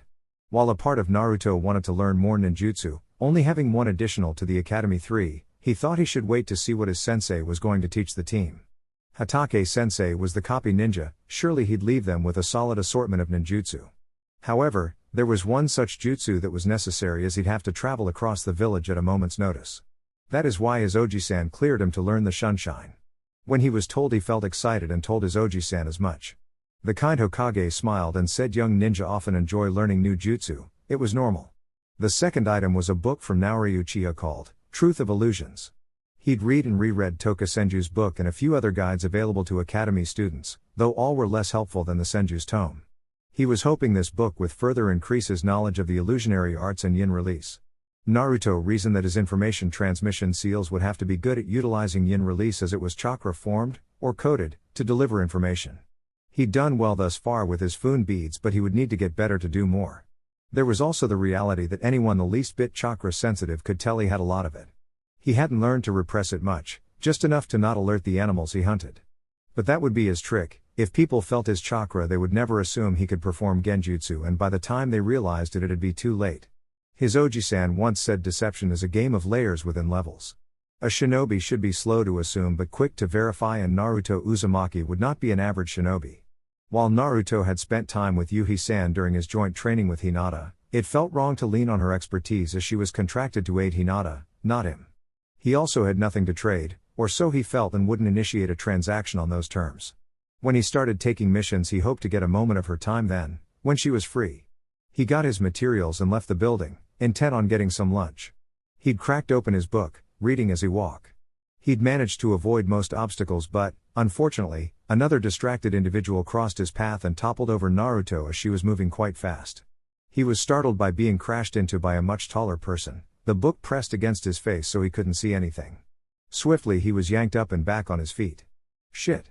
Sorry, Gaki, I didn't see you there," the woman said. Now that Naruto could see her, he didn't mind her being on top of him so much. She had purple hair, tied in a ponytail, a tan trench coat covering a mesh shirt and orange skirt, held up by a blue belt. She was very appealing, though Naruto made sure not to say as much, however he didn't need to. Anko noticed him checking her out. Like what you see, Gaki? Yes. You're very appealing. He didn't offer it, she asked, so he didn't go against Yuhi-san's advice. Aw, do you have a crush on Anko-chan? You're a little young for me, stud. Crush? As in infatuation? Not currently, Anko-san. And as you said, our age differences would be untenable now. However, I do reach sexual maturity in roughly 4 years, and from my understanding relationships with significant age gaps are not frowned upon under those conditions. Should I develop a crush, then it would follow I'd pursue you, if you desired as such. Anko looked at the boy, wondering if he was serious or being funny. His face showed no signs of deception, he was almost too sincere but unaffected by her teasing. She was not used to this. Not at all. 4 years is a lifetime for shinobi, but I tell you what, if you grow up real nice and strong I'll consider it. Anko finished with a wink. She was not expecting the Gaki to hold out his hand as if he wanted her to shake it. I believe those conditions are reasonable and feel we've reached an accord. Anko took his hand, too off guard by the kid's manner. Sure. They ended the handshake and started toward their respective destinations before the Gaki called out again. Oh, could I draw you sometime? Sketching had become another hobby. After reading so much about art he got tired of being passive. When he showed his Oji-san some of his earlier work, looking for criticism or tips to improve, he was provided with it. It was weird, his Oji-san had a small, crooked smile the entire time but wouldn't tell Naruto why. Trying to get me nude already? Anko shot back. Only if you want, but it can't be a mission. Oji-san was pretty explicit about that. Delayed my sexy jutsu because of it. Wha? This exchange is starting to hurt my brain, Gaki. I'll see you around about the art project, okay? Sure. The name is Uzumaki Naruto, by the way. I know, Gaki, she said and shunshined away. Naruto wasn't surprised she knew, people tended to know who and what he was. Shrugging off the interaction, Naruto went to Ichiraku for lunch and indulged in several bowls of ramen of various types. Feeling sated and leaving a generous tip and sincere thanks, Naruto departed to his next destination, Yamanaka Flowers. As he entered, he saw the clan head behind the counter. Good AF Uzumaki, he said tersely. Hello, Yamanaka-san. I am here to purchase a plant. Oh, trying to seduce someone else's daughter? No, sir. I've not been giving any orders to seduce anyone. I'll likely be a Chunin before then. Inoiki knew of Naruto's condition and had studied it for years. It was hard weighing that knowledge with his overprotective father instincts kicking in. What was worse is he didn't know if the kid was oblivious to why he'd be cross with him or just couldn't give a shit. The mental jutsu specialist was about to respond again but was stopped by another entering his shop. Hi, Dad, Eno set her back to operator and patron as she'd opened the door with her back. When she turned to face her father she noticed the blonde Uzumaki in attendance. And hello, Naruto-kun. Inoiki frowned even more. Hello, Eno-san. San? You should call me Eno-chan, we're friends. We are? Naruto said, turning his head to the side. He didn't think they were, they rarely spoke in class and never outside of it. Of course, silly. Eno didn't mean a word of it. She often found the fellow blonde, blunt and a little awkward. But Naruto's offer gave her a plan B in case she couldn't land Sasuke. Naruto just shrugged, not fully buying it but figured they could become friends in the future. Didn't you come here for a reason? Inoiki questioned, rather rudely, but Naruto paid it no mind, simply handing the man a slip of paper. I need that. Inochi took a look at the paper, nodded and then headed to the back where his inventory was located. What are you getting, Naruto-kun? A gift for Hinata. Oh, am I already that far behind? Naruto squinted at her in confusion. I don't understand. Well, you're giving Hinata gifts, what about Eno-chan? Oh, I just discovered we were friends today and I don't know what you like. Naruto then thought about what his new friend might want. He was getting Hinata a gift because her clan didn't offer much in the way of praise or encouragement, it was just criticism or the lack thereof. Since Eno-chan wanted a gift in the similar spirit, he was running down examples of times he's seen people be encouraging or offer praise, and then he was struck with inspiration. Without a hitch, Naruto walked over to Eno and kissed her on the cheek. Congratulations on becoming a Jounin, Eno-chan. The Yamanaka heiress was caught off guard, she'd been teasing the Uzumaki, though she realized he seemed to be immune. She didn't expect him to just raise the stakes of their little game. What was she supposed to say to that? Inoiki returned with the requested item, potted and ready for transport. Naruto paid and left, bidding both Yamanaka a good afternoon. Inoiki noticed Eno was quiet and slightly blushing. Ino-chan, what's wrong? He kissed me, she whispered, absent-mindedly so didn't notice her father get a murderous glint in his eye. Ino left the shop to go home planning to turn the tables on the crafty Uzumaki. Naruto made his way to the Hyuga compound, after making 5 clones to practice the Sunshine. They ran back to Training Ground 3 and Naruto approached the large and ornate dwelling of his friend. The guards allowed him through, used to his presence. After several months of training together, Hinata's progress and emerging confidence were not able to be denied, outside the religious zealot Naruto met today. When they realized the parties that were helping the heiress tap into her potential, they became accommodating of her caretaker and partner. Some even questioned why it took 2 outsiders to have this effect and if Hyashi's, and their, methods were not as foolproof as they assumed. Naruto waited in a general meeting area, a place they used to receive guests. It was paneled with rice paper, a very simple room. Hinata arrived, and greeted Naruto with a smile. "Hello, Naruto-kun." "Hello, Hinata," he said and smiled back. "I wanted to give you this as congratulations for passing Yuhi-san's test," Naruto said as he handed her a plant. "It's just like Uki-san," he supplied afterward. "It is, thank you Naruto-kun. I hope I can be as good to it as you are to Uki-san," Hinata replied, having known about Naruto's plant/pet for a while now. "Do you have time for a spar?" "Hi. Okay, let me put this in my room and we can head over to the dojo." Hinata left for her room and returned several moments later sporting an ash-gray training gi. The duo tracked over to an empty training room, one Hyashi had freed up for them whenever they wanted to train. After closing the sliding door, Naruto performed a series of hand seals and a seal on the floor lit up briefly. Hinata took her position and smiled, adopting the classic gentle fist stance. Naruto walked over toward her, stopping at roughly 7 feet from the heiress. He got into his stance, his knees bent and feet not quite shoulder length apart. He was bent forward, slightly, at the waist and his hands were up. He was turned sideways to limit the targets. The Uzumaki started to inch closer to Hinata, gradually closing the distance. Hinata chose not to give him the opportunity and charged forward, a palm thrust aimed toward his shoulder. Naruto slid his back foot behind him and bent backward as well while using his front hand to slap the blow away. He got it off course enough to dodge it and retaliated with a middle kick from his back leg. Hinata jumped back and Naruto's kick missed her entirely. Because his momentum wasn't that great, Naruto was able to stop the kick and replant his leg, instead of needing to fully follow through, and was able to get back on defense. It was fortunate as Hinata took the opportunity to go on the attack. Hinata charged and dipped low, attempting to sweep Naruto's leg. The Uzumaki lifted his front leg, avoiding her sweep, and her next using her opposite leg. He couldn't dodge nor block the spinning back kick that hit him in the stomach, sending him sliding away from her. Hinata pressed on, planning to give Naruto no quarter. Naruto sent chakra to his index and ring fingers as well as his thumb, creating a makeshift fulcrum with his right hand. Naruto spun and instinctively went for a double leg takedown. It surprised Hinata as he slipped under her planned offense and took her down. Hinata and Naruto's sparring matches often devolved into grappling sessions. Hinata's striking ability, once her self-doubt was removed, was just very good and Naruto often selected to go to his advantage.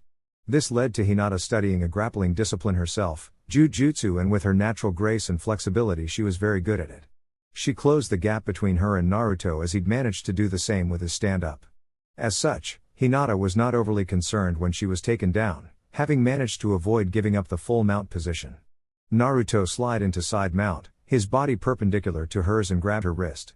Even when on the floor, allowing a Hyuga the full usage of their hands was a terrible mistake. Naruto was attempting to set up a Kimura lock but had to roll off Hinata to avoid a knee to the side of his head.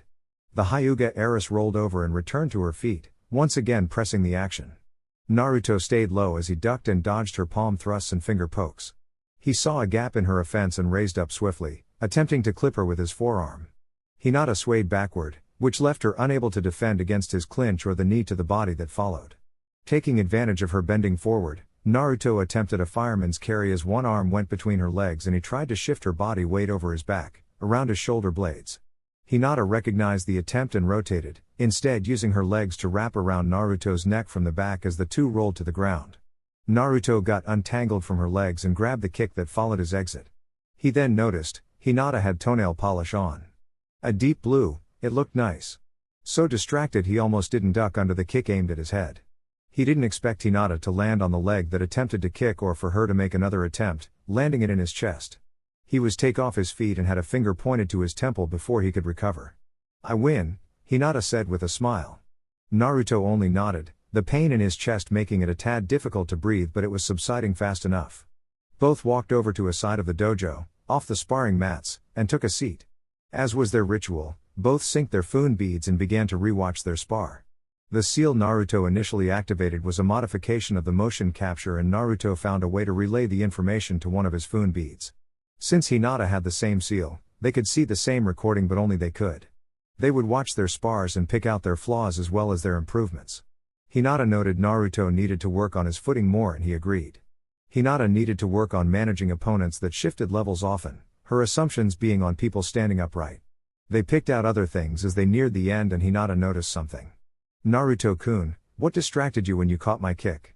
Oh, your nail polish. Don't ever recall you wearing any. It looks nice on you.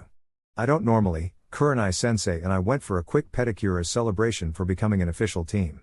That was very nice of you, Hisan. So was your plant, Naruto-kun. I really like it. Thanks. Hinata, I have a question. The heiress simply nodded, and Naruto knew it was okay to continue. Well, when I was buying your gift today, Ino-chan came and said we were friends and I should call her Chan. And before that, this woman and I accidentally ran into each other and she called herself Chan. I don't really feel all that close to them, not like you, so can I call you Chan? Hinata smiled at her friend's request. It was very Naruto-kun. Of course. I didn't know Ino-san and you were chummy. I didn't either, she just announced we were in her family's flower shop. Oh, Hinata said, but resolved to have a talk with a certain Yamanaka about taking advantage of her best friend for whatever reason. Would you like a second round? Hi. The two returned to the mat and squared off, neither aware they were being observed. It had been a long day, the days were seemingly getting longer and longer for him. He hated still being in the chair, the weight of so many still on his shoulders. He'd contemplated how to get his wayward students to return, for one of them to take the chair. If he were 20 years younger, he knew whom he'd groom for the position, a boy that had the will of fire, almost in utter defiance of reality itself. He cracked a brief smile thinking about his favorite blonde. He may not be his official student, but Naruto had grown a lot from what little Hiruzen had managed to give him, soaking up every morsel of wisdom to the best of his ability. He looked at his Fuin beads, a marvel of Fuinjutsu and imagination. The contraption had motivated him to start training again, and he could see the difference. And to come from a child, to seamlessly blend other shinobi arts into his ceiling. It was worthy of praise, and while Naruto was proud, Hiruzen got the impression he didn't really get how major his creation was. Hiruzen twisted a bead between his index finger and thumb. Maybe this would be what brought them back. Jiraiya loved sealing, the chance to impart his knowledge to his godson and to see something legitimately new would stoke his curiosity. As for Tsunade, she'd be harder but not impossible. Could she turn down seeing a fully functioning auxiliary chakra system in practice? Her basic of basic diagnostic jutsu was applied in a way almost no one had considered? With the funds and bodies available for a real medical ninja program, the allure of an advancement of medical ninjutsu and Fuinjutsu. She couldn't resist the siren call for long. He promised to get to work on his notices to recall them both in the morning. He was tired and wanted to spend some time with his other grandson. Just as he was wrapping up, he was alerted he had a visitor. He could tell by his assistant's tone it was Naruto, and he was more than willing to make some time for the blonde. The newly minted Jounin walked in and greeted Hiruzen with a, "Hi, Oji-san." As was usual, and took a seat. Hiruzen greeted him back and waited. "I have a couple of questions, Oji-san, they should be pretty quick." "Of course, Naruto-kun, how may I help? How do you know if you're developing a sexual fetish?" Hiruzen could only palm his face and sigh. This boy couldn't be boring if he tried. Hiruzen took a moment to gather his thoughts. The vibrations he felt, from the suppressed laughter of his Onbu, didn't help matters. They'd often been witness to Naruto's unique brand of Naruto-ness and often found humor in the boy's innocent and blunt manner. But this was something else. He cursed not having Biwako here as she helped him have the talk with each of his boys. He looked at his surrogate grandson waiting patiently for a response and sighed internally. "Why do you think you're developing a fetish, Naruto-kun?" Hinata-chan and I were just sparring and I was distracted by her toes. They were painted and I thought they looked nice. I almost got kicked in the head because of it, and I figured that might be a sign of something. Well, Naruto-kun, you are getting to that age where you are starting to notice people you are attracted to. That often includes various features. It doesn't really rise to the level of fetishism, and you won't know you have a genuine fetish, instead of just a preference, until you start having sex. Which you should not, you're too young. Of course. I give it until I turn 16. I've already asked 4 girls if they'd be interested. Hiruzen could only quirk his brow at that. How'd that go? I think I got 3 maybes and a no. Sakura-san seemed really put off by the idea. I think Tenten-san just didn't like the presentation. Naruto-kun, some might find such explicit requests objectionable. I know that now, Hinata-chan informed me as much. I think I should have asked her first, then I could have amended my approach. You could have simply not done it. How will girls know I want to have sex with them in the future unless I tell them? Naruto said as if his grandfather figure was being ridiculous. Just always remember, if they don't seem interested, don't pressure them or continue to pursue them, okay? Hi. Why do I have to wait to know if I have a fetish? Hiruzen really wanted this part of the discussion to be over but answered the boy anyway. While the colloquial meaning has changed, by the strictest definition of fetish is a sexual obsession that presents the only method of climax for the person beholden to it. Ah. Now, my second question. I'm still having some trouble with my footwork. Do you know a method of how I can improve it? I actually do. Training Ground 27 has a series of poles high off the ground with just enough room for your feet. They also tend to sway in the wind. Practicing your kata on them will help improve your balance and footwork. Do be careful, though, the falls can be painful. Thanks, Oji-san. Anytime, my boy. I'm actually glad you stopped by. I'm going to be calling my students back in the next day or two. Do you think you could create a multi-tiered encrypted message for one and the diagnostic bead you made for me for the other? Hiruzen asked and then saw the internal debate going on. I know you said you wouldn't just create them for anyone, but seeing as how her book helped you make it and it'll stoke her curiosity, I was hoping you'd make an exception. Okay, Oji-san. But I'll put a clone on that one. That's fine, I'm sure the craftsmanship will not suffer. What should the message say? Hiruzen only smiled. Team 10 were at their training grounds awaiting the arrival of their sensei. Each had gotten there early, having it drilled into them they should always be there before their sensei/superior arrives, as it shows they are serious and dedicated. Shikamaru was watching the few clouds in the sky, the sun having only arose barely 2 hours ago. Choji was munching away on some chips. Eno was silent and pale, holding a bento box as if it were an explosive tag. Her entire vibe was off. Asuma immediately noted his lone kunoichi didn't seem right and wanted to know why. Eno, what's wrong with you? And nothing, I'm fine. She wasn't. She could shake the visitor that paid her a visit as she made her way to the team meeting. Just thinking about it sent chills up her spine. Good morning, Eno-chan. The Hyuga approached her fellow heiress and hugged her, holding the bento box in one hand as she did. Eno was surprised. Hinata really wasn't that expressive nor affectionate. Hi, Hinata, Eno said, still in the Hyuga's embrace. When she tried to break it, Hinata held tighter. I don't know what your game is, Yamanaka, but if you hurt Naruto-kun, I'll ruin that pretty face of yours. Since you claim to be his friend, you better act like it. This is your only warning.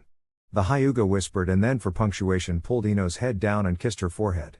I made this for you, have a good day, Eno-chan. She handed the lunch over and walked away, saying nothing more nor looking back. Eno only managed to breathe a minute after Hinata was out of view. Asuma didn't believe her, but he also didn't want to delve into her weirdness. He wasn't paid enough for that, so he just moved on. I want you guys to start warming up, we'll train for a few hours and then take some missions. He heard all three grumble as they began their routine. Over on Training Ground 3, Provisional Team 7 sat waiting for the arrival of their Jounin sensei.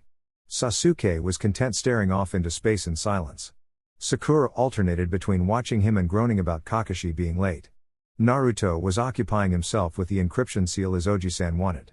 While he was no fan of his Jounin sensei's tardiness, Naruto had already gotten a brief workout in, so he also didn't mind the break.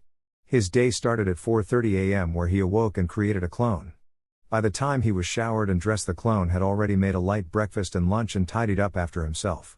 Naruto was out the door by 5, activating his resistance seals and running full out toward the training ground as Oji-san suggested. Once there, Naruto did a series of stretches and strength-building exercises before he climbed upon the poles. He started slowly and instantly realized how this would help, as not all the poles were sturdy. Naruto worked, gently increasing his speed as he performed his kata. He slipped a few times but managed to grab a pole and not fall to the ground entirely.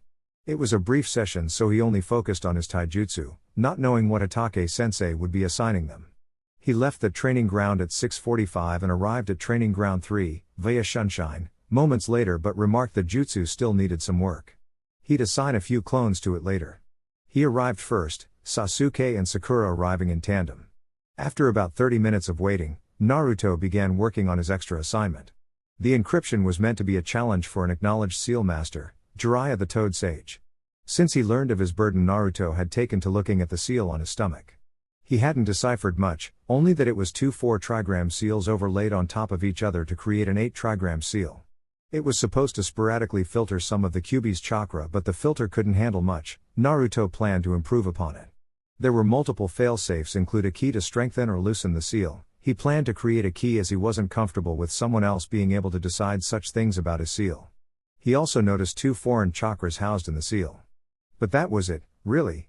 Naruto figured if his father could create such a seal in the heat of battle, a good but flawed seal. He acknowledged his father was a genius, so any shortcomings of the seal was likely due to the time crunch.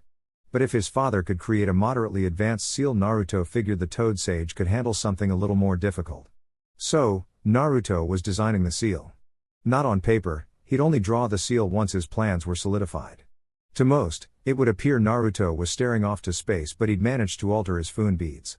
Now he could project various types of information, not just his health and fitness stats or the spars between Hinata and he. Currently he was finishing the 3rd layer of the array. His seal was going to be 3 layers, each housing a distinct array. The first would be an even number seal, 2 points, the next a 5-point seal. The last wouldn't be drawn at all but a sealing jutsu created strictly via hand seals. Each array was simple enough as they were just standard security seals. The difficult would be unraveling them, as normally odd and even seals cannot coexist. Or so most people thought. Naruto knew you simply had to add features to allow them to connect. Instead of seeing seals as 2-dimensional, he saw them as 3. A multi-story house needed steps, and his branching seals were simply the steps. The young Uzumaki didn't know he was actually doing something revolutionary, as it was simply what needed to be done for his seals to work. Once he was sure his seals would work, having gone over the elements in his projection and seeing no flaws, Naruto saved the designs and began to work. When Kakashi arrived to the training grounds at 9 a.m., he saw one annoyed Uchiha, one irate Haruno, and a hard-at-work Chibi. So focused on the Chibi he almost missed his cue. Ma. I got lost on the road of life," he said, and added an eye smile. When he opened his eye he saw Chibi create a shadow clone, hand it whatever he was working on, and then walked over to Kakashi. "Hatake-sensei?" "Yes, Naruto. Will your delays be a recurrent feature of our meetings? I am responsible for much of my own development and would like to establish a routine that doesn't interfere with your plans." This threw Kakashi for a loop. He'd expected some griping and some groaning, but not acceptance. Chibi was confusing him. Life is unpredictable, so getting your own training in isn't the worst idea. Just make sure it isn't so strenuous you can't function at near full capacity. Matter of fact, what is your routine? He asked and was handed a file Chibi pulled from a storage seal on his wrist. I didn't do the full regimen today, but I've also added training in Training Ground 27. Kakashi flipped through the files. It was quite comprehensive and something in particular caught his eye. Do you still have our resistance seals on? Hi. Drop them for now, I'll be testing your abilities and I want an accurate measure. That seemed to spark a bit of interest in his blue eyes. Measure? How will you be measuring us? With my eye, of course. We have a different understanding of measurement, Hatake-sensei. Kakashi wasn't sure, but he thinks he just got burned. Trust me, it'll be fine. Now, the rest of you, what does your training routine comprise? Pre-run stretching, run around the Uchiha district. Push-ups, sit-ups, pull-ups. Then I run through my various kata. Every other day after the academy I change between shuriken and ninjutsu, then a cool down, Sasuke said, and Kakashi nodded and then looked to his kunoichi. Whatever we do at the academy, sensei. He blinked and then smiled. Sakura, I want you to start joining Naruto during his morning training. Just the academy workouts are not enough. Hi, sensei. When do you start your training? 5 a.m. What? 5 a.m. Hatake-sensei, she may have trouble hearing. I notice her voice goes up in a pattern I've yet to decipher. Sakura-san, I know the standard Konoha shinobi sign language. Would it be easier to communicate that way? The pinkette looked offended at the Uzumaki's words. Sasuke smirking was not helping matters. I hear just fine. Why do you start so early? I have a lot I wish to accomplish. Really? Because your grades weren't that good. Sakura pointed out. Your grades were better than mine, and yet we are both Jounin. I am not afraid of hard work, but I am selective with what I'll work hard at. Alright, good point. Now, before we take our first mission, I want you guys to spar with each other so I can see your skills. What are the rules? Sasuke asked. Taijutsu and weapons, no maiming or killing blows. Sasuke and Naruto, you'll go first. Kakashi ordered and watched as the two boys entered their stances. Sasuke's was a familiar one but Naruto's was not. While it was noted in the file the Sandaime gave him, Kakashi still didn't know the form.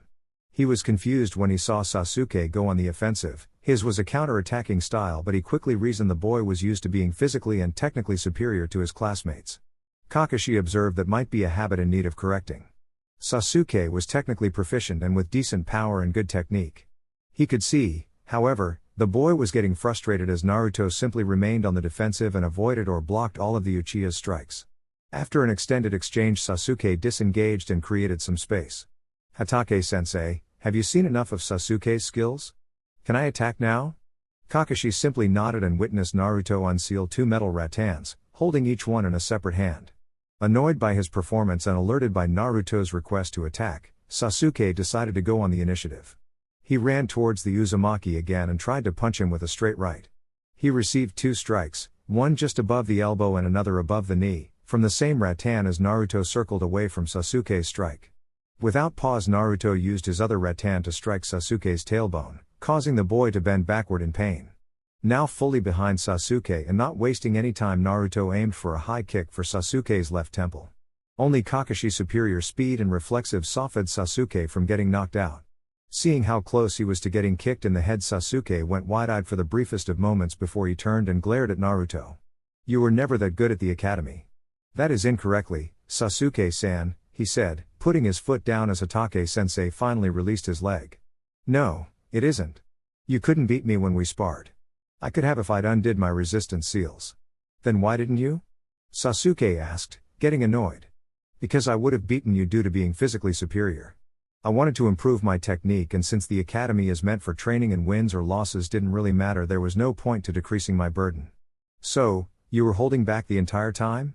Sasuke asked in mild surprise. Naruto had been one of his toughest fights and he didn't know how to feel about the blonde not giving his all. "No, only the last couple of years." "Alright, you two have a seat and I'll test Sakura myself." Both boys did as instructed and watched Sakura attack their sensei. She did well initially, solid technique, but she did start to tire faster than Kakashi would have liked. After a few minutes her form started getting sloppy, so Kakashi called a halt and had her sit next to the boys. "As each of you know, this is a probationary team. I have until the completion of our first C rank to determine if we remain a team. While each of you have a solid base to build on, my primary focus will be teamwork. Drills, formations and the like. Until I am sure you can function as a team, I won't increase your skills you may use recklessly. Now, let's go get a mission," Kakashi said and walked them to the mission assignment office. As they walked through the village, Kakashi was ever observant. His kunoichi was trying her best to speak to the lone Uchiha, but the boy wouldn't budge an inch. He'd have to work on that, on both ends. It wouldn't do for her to pester Sasuke, but he could open up and not be an asshole. He also noticed that neither of them seemed to be concerned or interested in Chibi. He finds that surprising given the boy incapacitated a Jounin. That's damn impressive.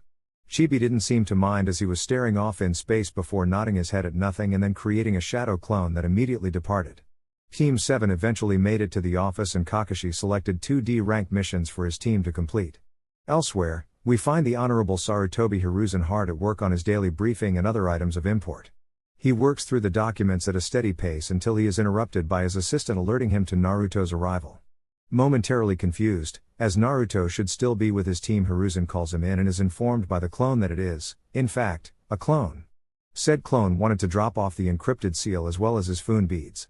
Hiruzen knew Naruto wouldn't waste time completing the tasks assigned to him, but he didn't expect the boy to have an overnight turnaround. He thanked the clone for his and Naruto's work and said clone dispelled. Hiruzen then began composing the messages he'd send to his wayward students. Fortunately, he was always aware of their general whereabouts, so finding them wouldn't take overly long. He just hoped they wouldn't have a case of adult-onset petulance as he was in no mood. Hiruzen completed the individual messages and summoned 2 messenger monkeys, informing them of where they needed to go and what they needed to say. Just as his summons were departing, his door opened and an unwelcome visitor entered his office. "I don't recall giving you access to my office, Shimura." The darkness of Shinobi just sighed at the greeting. Granted, he was guilty of releasing the Uzumaki's status, he wasn't doing it to be evil. The village was floundering, people needed a pariah as a focus on a deviant element would bring people closer together. He didn't invent social psychology, damn it. Must every meeting be like this? I could remove your head and then we'd have no more meetings. A few years ago Danzo would have chalked it up to an idle threat, but Hiruzen had changed since then, gotten his edge back. It was good for the village but not for someone running a technically illegal black ops organization. The Fuuinjutsu master just sighed again. I am here to make a request. Oh, concerning what? A young boy I'm training, around Naruto's age. I'd like to arrange. Well, essentially a playdate. I think the two would hit it off. You must have the biggest set of balls in the elemental nations, Hiruzen said in disbelief. I tell you, if you ever approach that boy without me present, I'll kill you wherever I should find you, and years later you ask me to expose him to one of your root? Well, frankly I do, but that's beside the point. The young Uzumaki has me reconsidering some things, and I think Sai becoming friends with him would benefit them both. He's not going to fit in with that team you assigned him. You have to know that. I expect Kakashi to handle the personality clashes. You can expect gumdrops from rain clouds, but that doesn't make it reasonable. Danzo saw Hiruzen give him an incredulous look he didn't understand. What? I just didn't expect you to know what gumdrops were. Now you're just being an asshole. Hiruzen actually laughed at that. If I do this, it will be in full view of an Anbu guard. That's fine, Hiruzen. This isn't a trick, I believe the boys can relate to each other and that's all. Fine, come back tomorrow and we can set something up. Danzo nodded and left. What Hiruzen couldn't know was simply, Danzo had gotten tired. Too many hard choices throughout his life, and while he may not show it and people may not accept it, he was a firm believer in honoring those that sacrifice themselves for Konoha. It was why he respected Minato so much, even if he didn't support his appointment to Hokage. Outing his boy as a Jinchuriki was not an easy decision, but Konoha had lost something, its spirit was waning and he couldn't allow it to continue. He took a gamble and it worked, but a little too well. People were fine bonding over their fear and revulsion for the boy. He predicted that, but he didn't think it would last this long. He thought Konoha residents were made of sterner stuff and would eventually get over it or notice Naruto looked like the only other person to have his exact coloring. He certainly didn't think he'd affect the boy's development the way it had. He believed in his root training, but he didn't think it was right for everyone. That choice weighed on him. While the boy didn't seem deterred and had the will of fire as strong as any, he was missing that spark that made people truly great leaders, and Danzo didn't know if he'd ever develop it. With the boy's skills in Fuinjutsu and Chakra capacity, he'd be an S-rank shinobi given time to mature, but not all S-rank ninja can become Kage, and the idea he hobbled a future Hokage weighed the man down even further. By the time of the Uchiha massacre, Danzo wasn't the same. The massacre was his attempt to be his old self. But he'd just lost the taste for it. He didn't mind guiding future ninja, training them as best he could, but he'd lost his interest and desire for the game of shadows. It just wasn't in him anymore. Sai was the last and the youngest of his recruits. He just wanted to expose the boy to something else and believed Naruto might be able to do it. The boy was capable of making friends, though he seemed to have more luck with the opposite gender. Still, each boy would be good for the other. Sai was well trained and could give Naruto a different training partner, as well as allowing Danzo to feed some jutsu to the boy. He really didn't expect much of Kakashi. The man just had most perplexing thought process. It wouldn't be much, but if he could give the boys a friend in each other, it would be a good done without the need of a sacrifice, a concept that had been increasingly attractive to Danzo. While pulling roots in the field, 2/3 of Team 7 were annoyed. Sakura hated the dirty work and doing it under the nearing midday sun. Sasuke, while no fan of the work nor the working conditions, was bother for a completely separate reason. Naruto Uzumaki was a mystery. A boy who couldn't be bothered to do theoretical work in school but could trap their sensei in a pre-planned Fuinjutsu. A boy that never beat him at the academy but completely dominated him today. A boy that struggled, initially, with the clone jutsu but can make corporeal clones with no problem. And that was the source of his irritation. If you can make solid clones, why aren't you using them to speed this up? Sasuke asked, his emotional state shining through in his tone of voice. I find my pace acceptable, Sasuke-san. Sasuke-kun is right. Why not just make some clones so we can get out of here? Why should I do more work than the rest of you? Unless you are offering to compensate me. I am willing to entertain an offer. You want us to pay you? I would be doing more of the work, Sasuke-san. Isn't it reasonable I receive something in recognition of that fact? Getting done faster is the reward. Once again, I find my work rate acceptable. They are just clones, they don't cost you anything. Maybe not, but I have a resource you wish to exploit. I am agreeable to that if you have something of equal value to exchange. I'm not giving you anything, Sasuke said, offended by Naruto's reasoning. That's fine, Naruto said, never pausing his motions as he continued to work. Kakashi was overlooking the discussion from a tree and let out a soft chuckle. It was mercenary, but he couldn't fault Naruto's position. He would be doing more work and the other two just expected he'd be okay with it. He wondered what they taught at that ninja academy if the two weren't prepared to haggle and barter. Negotiation was one of the most important skills a ninja could have. Unless it was the mission, violence really was to be a last resort, though many people ignored this. He was glad one of his students understood that, even if the boy was trying to finesse his teammates. Kakashi might be zealous in his belief in teamwork, but he wasn't a mark. If the other two wanted Naruto to do more work, then they'll have to make an arrangement. Kakashi's keen senses alerted him that he had a guest on his tree branch. He didn't appear bothered, but he did check his students before he acknowledged the guest. Chibi really was adept at the shadow clone jutsu. Are you the real or a clone? Clone, Hatake-sensei. And what can I do for you today, Clone-kun? Boss was curious about the book you were reading. What's it about? Oh, this? Adult things. Like inter-village trade during a speculative crisis? Who knew tulips could be so significant? No, not adult like that. Adult like relationships. Romance novels? I think Sakura-san used to read those during breaks at the academy. That doesn't seem very adult. Kakashi almost snorted, but snorting is uncool. However, he couldn't let Chibi think his precious Icha was like some crappy dime store romance novel. This stuff was the very height of erotic literature. Sex, Clone-kun. The book is about sex. Oh, cool. Can I read it? Where could I get a copy? They don't sell these to kids. I can buy weaponry. I can make an explosive array powerful enough to level the Hokage monument. That seems irrational. Can I just borrow yours then? Ma. Why so interested? Aren't you a little young for this? For one, it is interesting enough for you to split your focus during an official mission.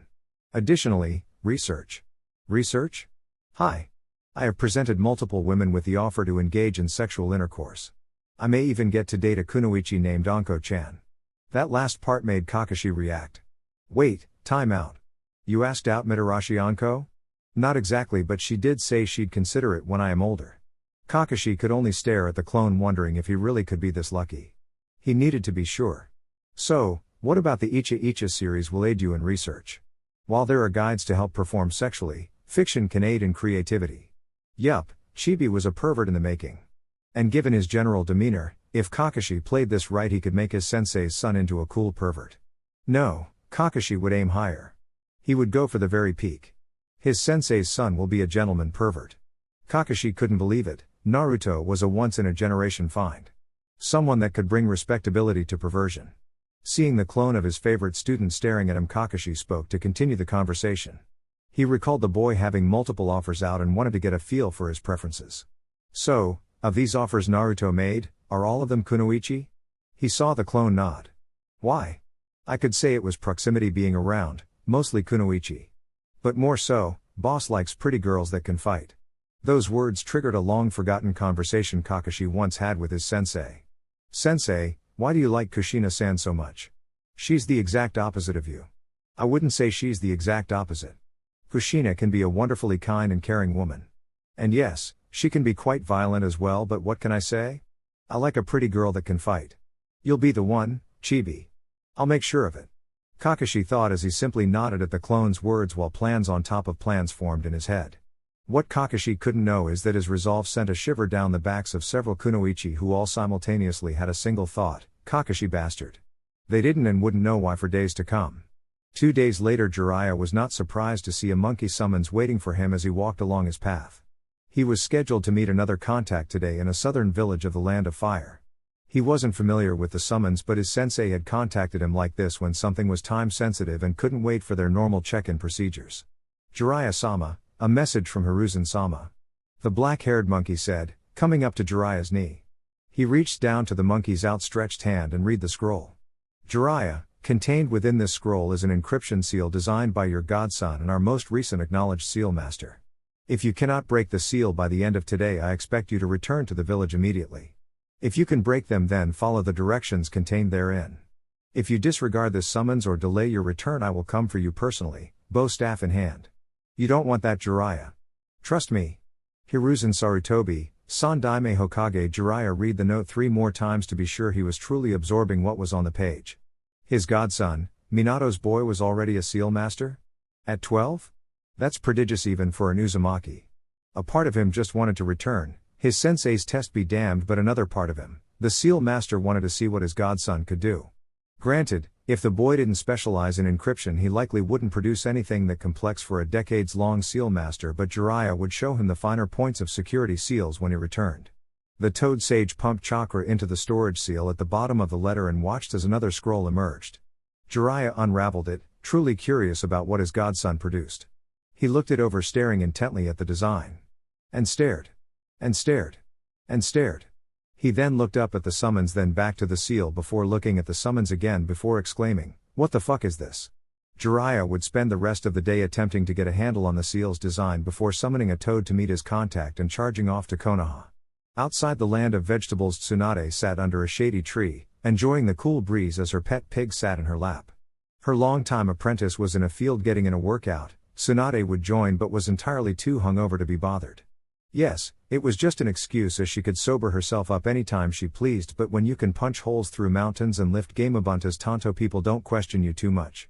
Her relaxation session was interrupted by the arrival of a small, white monkey. Like Jiraiya, she was familiar with being approached by her sensei's summons. Normally, it was to warn her about some upcoming incident or danger that would be in an area near her, hence giving her time to avoid it. She was filled with dread that this would somehow be different. The monkey handed her a scroll and the medic wasted no time consuming her senses' words. "Tsunade-chan, the time has come, dear girl, the village needs its last senju and most prodigious medic. I have allowed your absence for so long because I knew you blamed me for your losses. I blamed myself as well. But more than enough time has passed. Not only will I be instituting your long-suggested medical ninja training program, but I have something that may interest you. In the seal contained below is the work of our newest and youngest ever seal master. Using your cousin Taka Senju's and your book for inspiration at the age of 10, he accomplished something truly impressive. He is a Jounin now, and I know you two could do something truly wonderful together. Untold medical breakthroughs await Tsunade. Please come home. Sarutobi Hiruzen, Sandaime Hokage. P.S. Tsunade, if you should destroy the contents of that storage scroll in a bout of childishness, I will know and I will come for you. If you don't want to be dragged across the elemental nations by your pigtails, then please respect the work this young man did solely because I requested it of him." Tsunade knew it was serious when her sensei said he'd come for her personally. He'd never said that before, and even in written words she could tell he truly meant it. She performed her jutsu so she could be sober and unsealed the contents of the storage array. She saw it was 2 engraved beads on a string-like bracelet. Taking a closer look, Tsunade realized they were seals. She fed chakra into one and felt a foreign chakra enter her system, but one that felt like hers, so she didn't fight it. After the seal stopped glowing, she did it for the second bead and saw her current medical information projected right in front of her. She could also tell only she could see it. Tsunade wondered how she could have possibly been an inspiration for this before she remembered the diagnostic jutsu she had in her book. It was so simply and in no way could be weaponized, but to see it utilized like this, to no longer rely on feel or intuition. It really could be a game changer if utilized properly. Tsunade made a decision she never thought she would. "Shizune, gather your things. We're going back to Konoha. You understand you are not to leave my supervision?" the Anbu agent asked. He truly felt silly escorting a pre-adolescent licensed shinobi to a playdate. But Tenzo was loyal and didn't ask questions. The pair walked toward their destination, Tenzo with picnic basket in hand. He hated how his senpai was clearly laughing at him when he arrived to pick up Naruto. "Hi. And this is just an informal get-together, you are meant to have fun." "Hi. Did Oji-san give you answer about my request?" "He said you may increase your maximum to 30. I requested 40, Naruto said evenly. And you will get 30. Tenzo watched as the small blonde rubbed his chin and thought. "That's fine, I only needed 25, so I still come out ahead. Oji-san should haggle more." Tenzo had to stop himself from laughing at that. If the blonde knew how much negotiation went into this arrangement, he wouldn't say that. Tenzo had literally seen less thought go into treaties. Everything was on the table: the location of the meet, the duration, pre-planned activities. Even the contents of their lunch had to be agreed upon by Sandaime-sama and Danzo-sama. It took 4 days and 5 meetings to finalize this. "I'll inform Sandaime-sama of your observation." The Anbu didn't expect much of a reaction, and the calm head nod he received fell within expectation. He'd seen the boy interact with the Hokage enough to get a feel for Naruto's disposition. He rather liked how generally calm but inquisitive the boy could be. Not a fan of how interested he is in sex, especially given Kakashi senpai is his sensei, but it could be worse. At least Jiraiya-sama isn't his master. Unbeknownst to the pair, they were being watched by the 2 men that arranged the meet. Danzo chuckled at Naruto's observation. It was very Tobirama-sensei of him to remark a party didn't maximize their advantage. It also raised a question. Can he actually maintain 40 shadow clones? He can maintain significantly more, we both worked out the math a while ago. Then why limit him? Concerns about brain trauma? No. The regenerative powers of the QB would mean he could handle a large influx of information. Worst case scenario would be a bout of unconsciousness, and we worked out a method to avoid that. Then why are you limiting the boy? More of that accursed softness? I limit him because I believe Naruto is going to change this village and the world. But we are both old enough and wise enough to know the world doesn't like being changed rapidly, especially by a child. Doubly for this child. I want him to build relationships and a reputation so when he does turn the world on its ear our shinobi can handle it and will be there for him. I'll admit becoming certified when he did is impressive, but he only beat Kushina by 2 years. No, he beat Kushina by almost 4 years. You can't be certified and not be a shinobi, and I wasn't going to let him graduate early. 10? He was 10? Just had recently turned 11 and Kushina was just about to turn 15. And you plan to let him outside the village? He could be promoted to special Jounin right now and head a sealing division. Yes, and it would hurt his development as a shinobi. If Naruto's only true skill was in Fuinjutsu, if all he wanted to do was be a seal master, I'd make him a special Jounin and let him run wild. He wants to be a ninja, and getting out to see the world will do him some good. Or put a significant asset in jeopardy which would hurt the village overall. And hiding him away will do what? He's not a machine. Fuinjutsu is just as much of an art as it is a science, and an artist needs to be connected to the world. No matter how imaginative he is, if he only has to see past 4 walls, he'll constrain himself. The larger his world is, the large he must dream outside of it. Hiruzen argued and Danzo let the matter drop, for now. The pair continued to watch as Naruto arrived at the designated spot, training ground 33. A wide open space, thus making it difficult for evasion and ambush. There were only a few trees scattered about, and Sai was located under the nearest one, seemingly drawing in a small sketchbook. Tenzo and Naruto walked over to greet the boy, Tenzo providing the introductions. Sai-san, this is Uzumaki Naruto, Jounin. Naruto-san, this is Sai, a personal student of Shimura Danzo-sama. Both he and Sandaime-sama have arranged this informal meeting between the two of you. I have your lunch here. You two are not to leave my supervision, and if you wish to relocate you must clear it with me first. Is this understood? Hi. Hi. Tenzo gave Naruto the basket and then shunshined out of sight. Naruto approached Sai, sticking out his hand. Nice to meet you, Sai-san. Pleasure to meet you, Whiskers. Danzo stiffened in Hiruzen's office. For some reason he couldn't break the boy of giving people nicknames. Or commenting on the lack of genitalia of various members of Root. Fu almost gutted the boy once if not stopped by Torune. Insult or nickname? Naruto asked, seemingly unbothered either way. Nickname. It is supposed to establish a rapport with someone. 12 steps to instant friendship? Naruto asked and Sai nodded. I've read that one, I found it limited in its application. Oh, how so? Naruto unsealed a paper and a pencil from his mass storage Fun bead and sat down, waving Sai to do the same. The book suggests giving someone a nickname and it could potentially build a bond, but it depends on the type of nickname as well as the person assigning it and the person being assigned. I've found you have to include relational distance for the idea to work. Naruto then created several triangles, most of them acute but one an isosceles. If the 2 points at the bottom of the triangle represents how close, emotionally, 2 parties in a given relationship are, then this third point would represent the specificity of the nickname. Naruto spoke and saw Sai nodding along. I'm guessing since these first triangles have the points further away but the top is relatively close, that means if you don't know each other well then a nickname has to be really general. Like ace or sport? But the last triangle is an isosceles. The closeness of the 2 members means they can be more specific about the nicknames, even using one that would otherwise be considered offensive. Exactly. I don't mind that you call me Whiskers. I've never had a nickname before, but others might bristle at you doing so when you've only just met. Sai smiled at Naruto's words. What he said did make sense, more than others. Do you read a lot of those kinds of books? I used to, since people confused me, and while it helped a little I was never able to build a grand theory. I've been unsuccessful in that pursuit as well. Have you read Tales Your Body Tells? No. It has a lot about body language and micro-expressions. It doubles as a field guide for Hunter Nin, so the later chapters may not be relevant. I'll have to check it out. Back in Hiruzen's office, Danzo visibly relaxed when he saw Naruto's response to Sai's nickname. Then they watched as Naruto started getting analytical over self-help books. Danzo was familiar with the concept of relational distance and could only say one thing. You are such a geek, you nerd. And where is that coming from? Relational distance? You would introduce a child to social geometry.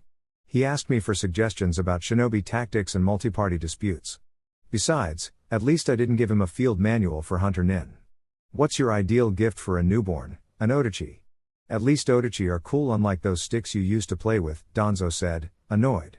He'd never give a baby a bladed weapon. Maybe a dagger once they're like 2 or 3, but not a baby. I put the fear of God into student and enemy alike with those sticks. Hiruzen not liking that response. He was a legendary bow staff wielder and Enma's staff form was hard as cut diamond. The Anbu and Ruden attendants simply couldn't believe their respective bosses were bickering like children while the children sounded like old men. Girls, increasingly. The older men heard Naruto say and realized they'd missed out on something. I don't know when it happened, but I find myself increasingly interested in them. For the purposes of procreation? Sex does play a role, but it's more. If I'm going to be in a crowd of people, I think I'd prefer there be more girls than boys. This may require further study. Sai responded. I agree. My Jounin sensei, Hatake Kakashi-san, lent me a book that might help. It's called Icha Icha Paradise. He seems to swear by it. I may have to request Danzo-sama provide me a copy. Back at Hiruzen's office, Danzo had thoughts on Sai's future request. There's no way I'm buying that boy porn. I'm surprised you let your Jounin share it with their pre-adolescent students. Do you really think I suspected I'd have to tell Kakashi not to give Naruto-kun a smut book? Why wouldn't you? You're a pervert. Jiraiya's a pervert. Minato probably would have been a pervert if Hurricane Kushina didn't scare him straight. And Kakashi is a pervert that's too lazy to do anything perverted. Hell, I think the majority of the reason he reads those books in public is because it takes too much effort to go home. You're too controlling and uptight. Besides, Naruto is curious. Maybe Kakashi thought the book would embarrass him and he'd drop it. You don't even believe that, said Danzo. As the old men continued to bicker, they saw the boys divulge their various interests and learned they had a mutual interest in art. Naruto also seemed intrigued by Sai's ink-based jutsu. Naruto shared he was a Fuinjutsu user, though Hiruzen suspected Danzo already told the boy that. Naruto also stated he hoped Kakashi would expand his meager jutsu arsenal. Danzo scoffed. Why weren't you giving him jutsu? He has the chakra for it. He never asked, and I wasn't in a rush to give an academy student even more abilities than he was gaining. Besides, his Fuinjutsu was supposed to offset his lack of ninjutsu. I didn't know he was going to be a master of the field so young. It's still a waste of potential. I agree. I often think how far he could take my combination jutsu technique in conjunction with his Fuinjutsu. And yet you do nothing. Do you, at least, know his elemental alignment? Danzo asked, and he saw Hiruzen have an intense moment of debate. Wind, bastard. It's wind. And before you say anything, I know you're going to use your root to slip him some techniques, but be responsible. Could you imagine what he can do if he supercharges a great breakthrough? It's the only thing I can imagine. A little property damage would be good for Kaino. It'll let him exercise his talents. Just be responsible. You mean be a suffocating old hen? No, I mean don't try to teach him vacuum manipulation like, oh I don't know, tomorrow. I am capable of restraint. I just know pressure forms diamonds. Hiruzen only grunted in response. The boys ate their lunch of tempura fish, pickled vegetables, steamed rice, miso soup and red bean buns. You really should not have included those buns, it's empty calories. You smoke all the time. Besides, who can begrudge someone a dessert? If Naruto-kun wants something sweet he knows to eat fresh fruit, Hiruzen said, ignoring the jibe about his smoking entirely. And you call me controlling? Half the root I did have came when you banned sweets in the Anbu cafeteria. You cannot be serious. Hiruzen, I have spreadsheets, I can show you. Well, I still say it's a waste. Back to the boys, they had just finished their lunch and were washing it down with some green tea. They sat in silence for a bit before Naruto had an idea. Sai, you said you use a tanto. Hi. Do you have it with you? Would you care for a spar? Yes, I think that would be acceptable. Sai retrieved his tanto, sealed in his bag and returned. Naruto had already retrieved his rattan and fused them into a quarterstaff. It appeared as if it were always one solid piece due to Naruto's Fuinjutsu. This way no one could simply break the staff apart with blunt force. The boys took their stances, Sai holding the tanto in front of him in his right hand and his feet apart and knees slightly bent. Naruto had his staff resting on his shoulders behind his head, appearing to be completely open. Simultaneously the boys charged at each other. When Sai was within range, Naruto swung the staff horizontally, taking full advantage of its reach. Sai blocked the strike with his tanto, absorbing the blow without issue, but wasn't prepared for Naruto to close the distance and unleash a palm strike to his stomach. The root ninja rotated out of the path and attempted to retaliate with his tanto swinging downward, only for it to be stopped by the metal staff. Sai watched as Naruto, now on his knees, spun to the outside of Sai and struck at his shoulder. Sai rotated once again and backed off. Naruto returned to his feet and started spinning his staff. The boys engaged once again. Hiruzen and Danzo both enjoyed watching the spar. Hiruzen hadn't realized Naruto was so adept at Ubu's style of staff wielding. He was also impressed at Sai's use of the tanto, being able to minimize his disadvantaged reach. The boys were becoming increasing acrobatic. Danzo groaned when Naruto propped himself up with the staff behind him and kicked Sai in the chest. "Oh, you remember that technique?" "Yes, you were quite the monkey, Hiruzen." Twisting, turning, ducking and dodging, the boys were relentless. The spar stopped when Naruto won, Sai not knowing the staff could be separate pieces and Naruto landing some well-timed strikes because of it. He sealed his weapons back and helped Sai return to his feet before wiping some of the sweat from his brow. Just as they finished, Tenzo returned, a signal that their meeting had reached its duration. "That was. I believe they'd call it fun." Sai observed. "I agree. Would you like to do that again? Or well, I'm open. I wouldn't mind sparring again or some other activity." "Cool. I guess we should keep arrangements between Oji-san and Danzo-san for the time being." "That sounds prudent." "Well, I'll see you later, Whiskers." "Indeed, Sai." Unbeknown to any of the parties, Naruto and Sai's playdate had another observer. Jiraiya returned early that morning, not alerting anyone to his presence. He wanted to get a feel for his godson. Jiraiya felt the boy was somewhat reserved, but he knew Minato could be as well, so he resolved himself to open the gaki up a bit. He smiled when he heard Naruto was not only interested in girls but seemed to prefer their company in general. He'd make him a super pervert like no other. As the Anbu and Naruto were nearing the village proper, Jiraiya decided to make his entrance. Summoning a large toad, and thus generating a lot of chakra smoke, he bellowed. "The envy of men, the desire of women. The strongest of the Sannin and acknowledged master of the toad arts. The legendary super pervert. The amazing and humble shinobi himself. I am Jiraiya." When the smoke cleared, Jiraiya was on top a large orange toad as he stood in a kabuki pose. Kenzo was annoyed at the toad sage's antics. No one could tell what Naruto thought. "That was a very elaborate introduction, do you practice it?" Jiraiya fell off his toad with a sweat drop, assuming Naruto was being sarcastic. Once he got back to his feet, he took a good look at Minato's near mirror image. The boy met his gaze with no problem, as if being in front of a Sannin wasn't remarkable to him in the least. "Well, do you?" "No, Gaki, I don't practice it." "Oh, it was impressive. More so that you can just do it." "I'm Uzumaki Naruto." "It's a boring introduction though." Jiraiya, once again, assumed Naruto was being sarcastic and was sulking internally for coming off lame to his godson. Naruto was wondering if he should work on his introductions. He actually liked Jiraiya's whole thing. "Jiraiya-sama, welcome back." "Thank you, Anbu-san. I'm actually here to report in to Sensei. Figured I'd take the gaki with me as we have business. Then I will leave him in your care," spoke Tenzo, followed by him shining away. "As we walk, why don't you tell me a little about yourself? Since you sought me out, I will assume Oji-san provided my professional information." Jiraiya nodded, so Naruto continued, "I like reading and doing new things. I like nature and exploring it when I'm not training. I have a plant named Uki-san. My best friend is Hyuga Hinata. I like Iruka-sensei but not his reluctance to instill my suggested changes to the Shinobi Academy. I plan to be Hokage." "Plan, not want?" "As it is optional, I assumed my planning to do it implied I wanted to." "That's a good point, but you've got to loosen up, Gaki. Put some emotion into your voice." "Oh, it appears Oji-san has not relayed everything to you. My manner isn't a veneer of professionalism. This is simply how I am. I believe Oji-san calls it muted effect. I'm just not that expressive." Jiraiya frowned at that. "How did that happen? Is it something that can be cured?" "Oji-san, in consultation with Inoiki Yamanaka, believe it was due to my ostracization in early childhood. It affected my development." "Why vow? They know?" "How did they know? They were never supposed to know." "Let's speed this up, Gaki, I need to talk to Sensei." Naruto complied and the two raced across the rooftops until they reached the Hokage Tower.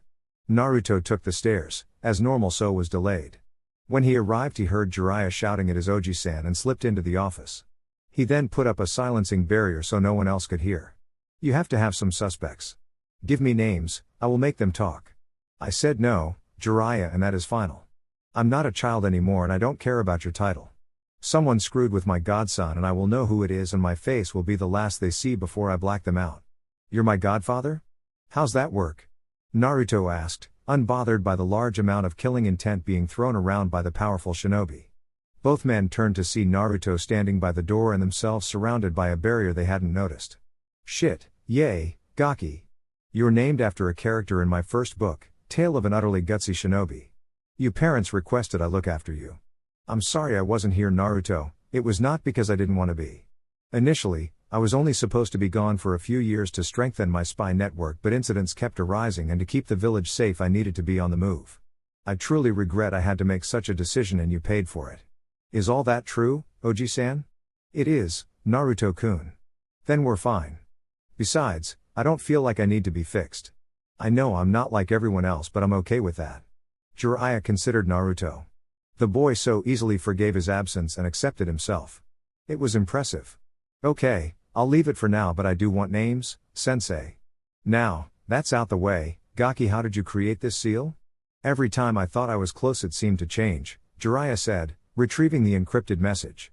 It's a tri-level seal with the top array scrambling the composition if you took too long to deactivate it. No, Gaki, that can't be possible. I've seen scripts meant to scramble seals, those elements are tricky to pull apart, but I've got enough experience to do so. And multi-tiered sealing is rare, incredibly rare. It is possible because I did it. It was its own array and it worked on each the other two levels individually. You had to undo that array. Not wanting to call his godson a liar, Jiraiya pressed on. Okay, so what were the other two levels? The second was a 5-point locking seal, the first was a 2-point. Stop. Gaki, even and odd number seals interfere with each other. Was this a trick? Can this even be opened? Naruto quirked his right eyebrow at Jiraiya. Hiruzen saw it and interceded. Naruto, unseal the message, please. The Uzumaki nodded and took apart all 3 layers of the seal, easy since he designed it, and showed the message to Jiraiya. Even if you manage to decrypt this, bring your ass back anyway. Hiruzen smiled. Jiraiya was confused and not at all amused by his sensei's little joke. None of it made sense. The kid was flouting long-held Fuinjutsu rules. There must be a mistake and Naruto was just confused. Hiruzen saw Jiraiya's skepticism and wanted to avoid any unpleasantness. Naruto-kun, showed Jiraiya how you crafted and created the seal. Naruto nodded and then looked around for an empty, flat surface. He saw an end table in the corner, beside his Oji-san, and brought it to the front of his Oji-san's desk, between the 2 chairs. Naruto unsealed a calligraphy brush from his mass storage bead and began to draw an intricate seal. Jiraiya watched fondly, recalling how Kushina enjoyed the process of actually drawing seals.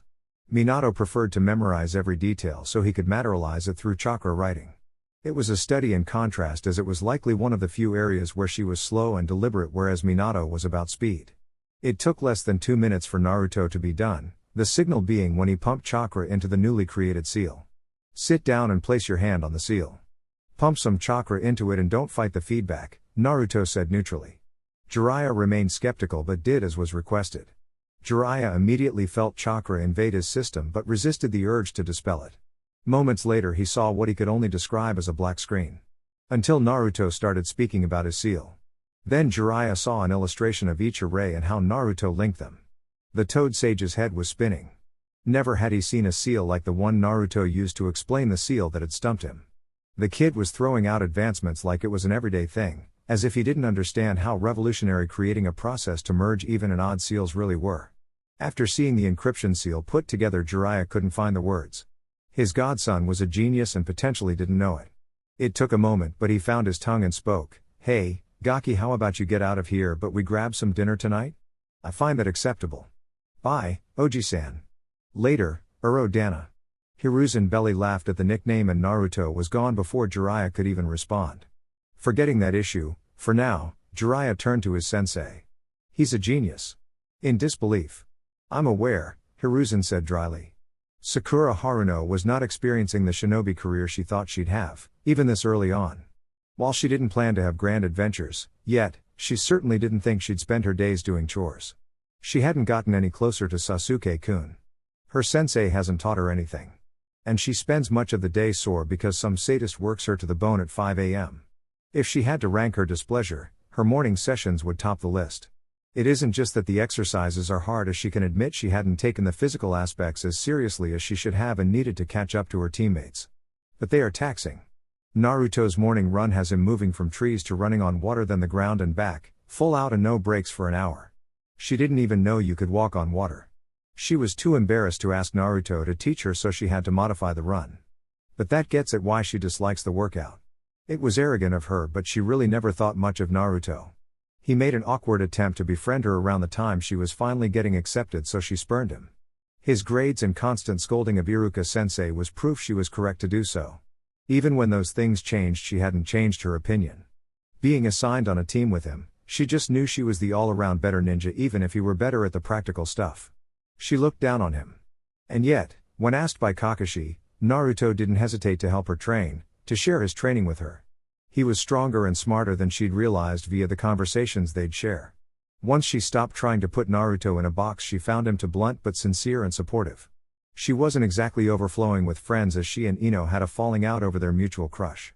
She missed having that kind of support, and it shames her to think she gave up on having it because she feared alienation. Sakura never considered herself shallow or easily swayed by a crowd, but she had to reconsider that, had to reconsider a lot of things. If her rejection of Naruto was due to the flimsiest of reasons, then what else in her life had she grown attached to only for her motivations to be puddle deep? Her crush of Sasuke-kun?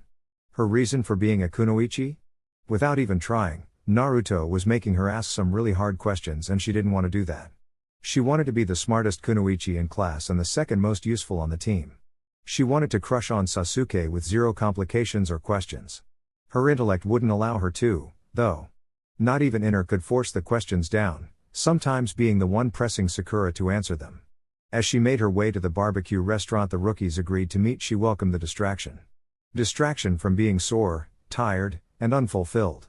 Distractions from her having to ask herself what kind of kunoichi did she want to be and how would she achieve it. It was a lot to be placed on the shoulders of a 12-year-old, and Sakura didn't know who to turn to. Kakashi-sensei was aloof. She often wondered if he actively disliked them all. As the thoughts spun in her head, Sakura hadn't realized she'd made it until her destination, not until a familiar voice ripped her out of her reverie. "Hey, forehead, over here." Sakura looked up to see Team 8 and 10 already seated. She didn't bother to call Eno a pig in retaliation, choosing to just walk over and take a seat. She was too sore and too confused to trade barbs today, something Eno noticed. "Sakura, what's wrong with you?" "Years of misspent youth coming back to haunt me," she said, and several at the table looked confused, signaling she needed to explain further. "Kakashi-sensei felt my conditioning wasn't where it should be, so he's had me working out with Naruto at 5 in the morning. Troublesome." The Nara said, summarizing the general opinion on that revelation. "Sakura-san, you said you train with Naruto at such an hour because of your current fitness. I recall Naruto being one of the more physically fit members of our class, so why must he start so early?" "Naruto-kun works out that early anyway. I'm assuming Kakashi-sensei simply had Sakura-san join what Naruto-kun was already doing." "What?" Hinata said. "Where's the rest of your?" Kiba asked. "Sasuke-kun didn't want to attend. Naruto left with an Anbu after Kakashi-sensei dismissed us." This perked Eno right up. "Oh, I sense prime gossip material. Give us details?" "It isn't nice to gossip about our friends, Eno-chan," Hinata said calmly. Eno paled at the Hyuga heiress's words. "Why, you know what, you're right, Hinata. I was just curious and all." Silly old Eno, being too curious again. Her reaction confused much of the table, but the server arrived to take orders, so the preteens were distracted. As the afternoon continued to pass, the rookie Jounin spoke about their teams. Team 8 is happy to be with Kurenai and believe they will develop well. Team 10 likes Asuma, but Eno thinks he's a bit lazy. When the meal reached its conclusion, the rookies parted ways, except Eno and Sakura. Though they may not be on the best of terms, they do know each other, so Sakura couldn't miss Eno being so weird in certain moments, normally in a reaction to Hinata. She wanted to get to the bottom of this, so she pulled the blonde into an alley. Eno didn't seem amused at being handled by Sakura. "Eno, what's going on?" Sakura asked with genuine concern. Eno debated playing dumb or denying anything was wrong, but realized her former best friend was reaching out and she could use an objective perspective. "I messed up. The day of our Jounin exams, Naruto came into the flower shop. I figured I'd mess with him for so boldly propositioning me, flirt a little to fluster him. At some point, I said we were friends and he should call me Eno-chan. I didn't really mean it, he might be a good backup plan, but I really was just screwing with him in retaliation. Well, he got the better of me and I won't go into that. The next morning Hinata approaches with a homemade bento and hugs me. Before I can even let the confusion of that set in, she threatens me. Said since I told Naruto we were friends I better act like it or she'd ruin my pretty face. Then the little psycho kisses me on the forehead, gives me the bento and leaves. I don't think it's psychotic to protect your friend from being played with. That did not come from Sakura. Oh, my precious face, Eno thought. Sakura just stood rimrod straight as the voice was directly behind her. But I can understand why you might be confused. That's okay, it just means we aren't good enough friends yet, Eno-chan. I hope to change that in the near future. Would you like to change that in the future with me? Oh, of course, Hinata. Excellent. I hope you two have a good night, bye. You're screwed, piggy, Sakura said after Hinata left. The rational and the irrational warred within her. She knew what she was feeling was incorrect, but that didn't change anything. Being back here. In this village, in this office. She just wanted to flee. To drink and gamble and forget. The losses, the failures, forget it all. She just wanted to be numb and lost. The air in this room felt thick and heavy. It's so good to see you again, Tsunade-chan. I feared I'd depart from this world before I could, Hiruzen said, hugging his former student. The gesture relaxed Tsunade as she returned the hug. I'm sorry, Sensei. It's really hard to be here. I know, dear, I know. But I would not have brought you back without good reason. I know you still have your hemophobia, but Inoiki has agreed to work with you while you set up your training program and whatever else you would like at the hospital. Where is Shizune? At the estate getting settled in. Now, where is this prodigy that is going to change medical technology for generations to come? He'll be here shortly. Tsunade, the boy is as talented as I said, likely more so, but he does have a unique manner. He took over Mito's burden, Tsunade. And someone leaked it to the villagers. From a very early age he was made into a figure of fear and disdain, it affected him. He can be blunt and straightforward, but it is never with the intention of being rude, more so he is overly earnest. He can also come off as unfeeling, that is also untrue. He doesn't process his emotions like others, but he does have them. So, if he does something offense, please don't fly off the handle. Explain it and he'll amend his behavior. I never really thought about who would have to do that after Kushina died. What's his name? Uzumaki Naruto. Don't freak out. I truly didn't believe you'd come back and stay because you would have had to stay here. Could you have truly taken care of him? Sandaime-sama, Jiraiya-sama and Naruto-kun are here. Thank the sage. Send them in. The godfather and godson pair walked into a tense situation. Naruto laid eyes on Tsunade and thought she might be the most beautiful woman he'd ever seen, and given he thought most kunoichi were attractive, that was saying something. Not really taking heed of the vibe within the room, Naruto spoke. I understand why you based your porn on her, Urodana. What? Tsunade yelled. We're all going to die / I'm going to die were the thoughts of the Sandaime and the Toad Sage respectively. Naruto was thoroughly confused. His Oji-san and Urodana both looked as if they were in mortal peril. Add to that Tsunade was muttering to herself that she shouldn't kill people on her first day back. He agreed, she really shouldn't, but he was confused as to why she'd want to. Was it the porn thing? Maybe she thought it was salacious? Or was just offended in general? He'd have to clear this up, it wouldn't be right for others to pay because he said something inappropriate.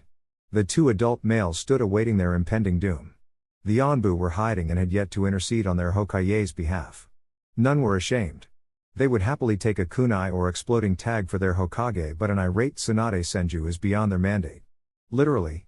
It is written in the Anbu operations manual and has been since she was 12. All gasped when they saw Naruto reach out and grab Tsunade's hand, assuming it'd be the end of the boy. He showed such promise. I'm sorry if I offended, Tsunade-san. In Jiraiya's books he portrayed the character based on you as an otherworldly, ethereal beauty. I assumed he was exaggerating. To find he may have undersold it was surprising, and I spoke bluntly. I apologize for my words. And just like that, the storm of killing intent snapped and Tsunade even had a tinge of pink in her cheeks. She ran her fingers through Naruto's hair playfully while smiling at the smaller blonde. Hiruzen and Jiraiya had only ever seen two people able to snap Tsunade out of an impending rage, Nawaki and Dan. To see someone else brave impending doom and quell her fury with a few words was shocking. Oh, I wasn't mad at you, Naruto. And what you said was very sweet, thank you, she said, pinching his cheek, not realizing they were sensitive due to the whisker marks. Naruto hummed, it was a nice sensation, he had to admit. But that doesn't get either of you off the hook, not entirely. However, that can wait. Naruto, sensei showed me the seals you created using my and Taka Senju's book. What inspired you to make them? I trained a lot by myself during the academy, but I wasn't sure if I was improving as I had no way to measure it, at least not precisely. I wanted to have a baseline for my overall fitness as well as be able to track whatever progress I may or may not have been making. If I had a way to measure it, I still needed a way to see the data while protecting my privacy. Genjutsu are illusions, but more abstractly, it's a way for chakra to project information. Well, it is quite ingenious. One of the reasons Sensei called me back is he felt we could make significant medical breakthroughs by working together, and I agree. You may not be able to learn Iryo-jutsu, but I can help you with the academic side of medicine. Why can't I learn Iryo-jutsu? Jinchuriki tend to struggle with chakra control, and Iryo-jutsu requires very precise control even for our most basic techniques. Naruto nodded in understanding, but he wasn't sure why she thought that would apply to him. He began to stroke his chin and after a moment realized the issue. He turned to his Oji-san with a blank look on his face. You didn't tell her about my chakra network, did you? Hiruzen adopted an embarrassed look on his face. He had actually forgot about that. He didn't know how he could, seeing as he almost had a heart attack when Naruto originally showed it to him. You weren't supposed to just attach things to your entire chakra system. He kicked himself for not inquiring more into why Naruto wanted an autonomous clone. He assumed it was because the basic clone jutsu was out of his reach. He promised himself that day to not just assume things about his grandson. I forgot. Why not show her? Naruto nodded and slipped off his jacket and then his shirt. He fed chakra into the compressed seal located at the base of his spine. Instantly a visible outline of the human chakra circulatory system was on his skin. I created a supplementary chakra system to help ease the burden of my overly large capacity. I have the ability to gain whatever level of chakra control I'm willing to work for. I may not be able to do it now, but I can learn Iryo-jutsu. My status will not negatively affect me. Tsunade dashed toward Naruto, hands glowing, and she swiftly waved them across his body. Soon, the exam stopped and she looked awestruck. You figured it out? She asked. Hi. Figured what out? Jiraiya questioned. Tsunade turned to answer him. A supplementary chakra system isn't a new concept. The problem is it can impede the growth and development of your original because the stress and the strain we experience as we utilize chakra is directed toward the system. No one had figured out how to avoid this issue, so a truly workable version was never created. How did you figure it out, Naruto? I didn't think of it as one giant seal. Instead, I made 361 multi-layered seals and placed them on each of my tenketsu. That was tedious, but the hard part was figuring out the math for the pressure seal. You built an exemption for a certain level of stress on your system? Hi. Each time I use chakra, my tenketsu are stretched just as they normally would be for anyone else. My seals just bleed off the chakra that couldn't be managed by the individual tenketsu. Once a certain level of strain is reached, the pressure seal activates and the uncontrollable chakra is redirected. But the more chakra control I gain, the less I have to rely on the auxiliary system. The seal on the base of my spine operates as a control module and links each of the tenketsu seals to each other. You know, if you can do all of this with just the most basic of medical sciences, I'm sure I could turn you into a damn fine combat medic. I'm sure Shizune would enjoy having you as a kohai. What do you say? PFFT, nope. He's going to be a toad summoner, not a slug. I'm going to teach him the ways of gallantry like I did for his father. Adventure, romance, and big damn hero shit. That's his future. Not being stuck in some library or treating acne. Did you just disrespect the medical field, Raya-kun? Jiraiya, once again, felt his end coming toward the horizon. No, I did not, and you didn't let me finish. I think Naruto learning from you is a great idea. I just didn't think with his present skill set he would be best served by being your student exclusively. While Jiraiya-kun is clearly lying, started the age Hokage, much to the chagrin of Jiraiya, he has a point. Thanks to Naruto-kun's mastery of the Shadow Clone Jutsu, he can be in several places at once and the feedback won't negatively affect him. At a minimum, what level would Naruto-kun need to be really be of use to you, Tsunade-chan? B rank. How many clones can you make, Naruto? Like 10? Oji-san, currently, will only allow me to produce 30 at one time. I requested 50, you told Tenzo you only needed 25. I didn't know I'd be undertaking new areas of study either. Then you should have haggled more, mean old man. Tsunade and Jiraiya watched the pair with a fond smile. It was the most animated they'd seen the blonde, and while it wasn't much, it did point to how close he was to their sensei. How many can you part with? I'd feel comfortable with 5. I have some projects that are really close, and Oji-san is going to be making a request of me soon. They heard the older man sigh. You're sometimes too observant for your own good, Naruto-kun. Hiruzen down at his wrist, The last gift anyone had ever gotten him, hours of study of one little boy. These are too useful, Naruto-kun. The reason I had you make Tsunade-chan a copy of the metric seal is because I knew she'd understand the applications. His looking at her signaled he wanted her to speak. If all of our patients had an easily accessible medical history, including known allergens, it could save time and thus save lives. If we could have a seal run our diagnostics and have the results in a projection, it's the same thing. The more time we have for treatment, the better treatment and care we can provide. It could also allows me to keep track of if my shinobi are training as diligently as they should be, among other things. I know what these mean to you and why outside of yourself only 2 other people have them, but I think it is time to start sharing your invention with your comrades. Of course, you'd be put on contract, so you stand to make a significant sum. I couldn't etch enough for even a quarter of the shinobi in the village. Hi, I know. I've secured a manufacturer for you. They can print the seals onto the beads and guarantee their quality. Much of our trademark seals aren't handcrafted by their creators, and your inheritance has been fattened by some of the royalties from your parents' intellectual property. Okay, Oji-san, I'll do it. I know I was being selfish not sharing, but can I get a couple of days? There are a few more I want to create by hand. After 2 days I'll go through the process so you start making them. Thank you, Naruto-kun. I'll have Jiraiya-kun introduce you to the quartermaster then, and from now on any other developments you have will go to her to start the approval process. But keep in mind, you don't have to turn over everything. It is within your rights and wise to hold some things back for your personal use. Hi, may I be excused? I'd like to get to work. Of course, my boy. It was a pleasure to make your acquaintance, Tsunade-san. Same. Send your clones to the hospital at 9 a.m. tomorrow, okay? Hi. Bye Urodana. Yay, Gaki, I'll see you for dinner. Naruto nodded and took off. I'm still pretty pissed at both of you, even if the Gaki lessened it. But, sensei, I can weigh you not telling me against you allowing me to wander around unimpeded for so many years. You, however, have no such moderating facts to consider. Not even that my book was an ode to your ethereal beauty? Jiraiya said in his defense. I know you can't write that well, so if Naruto got that from your book, he reached the conclusion himself. However, I am in a better mood, so all flights on Air Tsunade have been grounded. Jiraiya breathed a sigh of relief prematurely. All trains are still leaving the station, though, she said before she blurred toward Jiraiya and slugged him in the chest. He didn't fly back or even move an inch. The entirety of the force of her punch was absorbed by his body. It hurts. So bad. He wheezed, his face a vision of agony. Also, Shizune and I will be joining you for dinner and you will be treating. And having no more to say, Tsunade left, a grin of satisfaction painted on her face. You village, thanks you for taking that, Jiraiya. You truly are a man of gallantry. I hate you, sensei. Hiruzen's chuckle was the response to Jiraiya's all-consuming pain. As Naruto walked through the village, he was creating a research plan for his various projects. He was close to a breakthrough on his suite of communication seals, but there was just something missing he couldn't quite put his finger on. He'd been attempting to create these since he completed the volumes on Fuinjutsu, but had stalled without more resources. The access to the archives, which he visits every day, along with his parents' works, has helped, but something was missing. He could create what he considered a radio seal that could project voice or even thought, but the range was too limited for what he wanted. Textual and visual weren't even that far. It was mildly frustrating because of how close he felt, how just one little insight or spark of inspiration could burst the dam. Then he could also complete his track and trace seal, one able to give the location of targets as well as project their discussions. A perfect tool for infiltrators.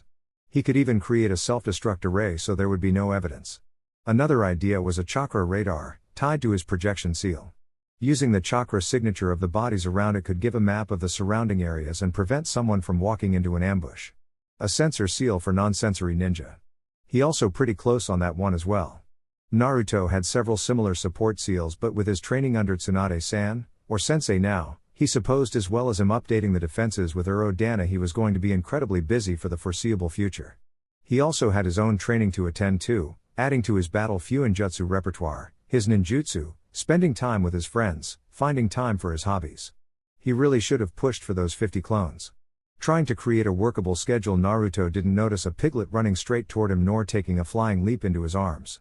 He simply caught the small animal out of reflex. Tauntaun, you can't just jump at someone like that. What is wrong with you? A young woman said, running toward the pig now in Naruto's grasp. Naruto took a good look at the woman and thought she was really pretty in an understated way. Urodana's book once described a character as a sexy librarian and he thought it fit her well. Dark hair and eyes, delicate features and conservatively dressed in a black, full-length kimono. "I'm sorry, I don't know what she's doing," she said, taking the piglet back, much to its displeasure as it tried to nuzzle Naruto's chest. "It's fine. Sorry I don't know your name." "Shizune. Kato Shizune." "Oh, Tsunade-san's student?" "Yes, how did you know?" "I didn't think it'd be common knowledge for one so young. I just met her in Oji-san's office about some Fuinjutsu work I did." "Oh, that was you. Tsunade-sama was very impressed with your seals, Uzumaki Naruto, Shizune-san. She requested I work with and study under her for a brief period, said I would be your kohai." "Oh, so you're going to be her new apprentice?" "No, not exactly. It'll just help if I have a sufficient level of medical knowledge. Now, back to this little one. She's a very cute piglet. I guess that's what they mean by pets take after their owners."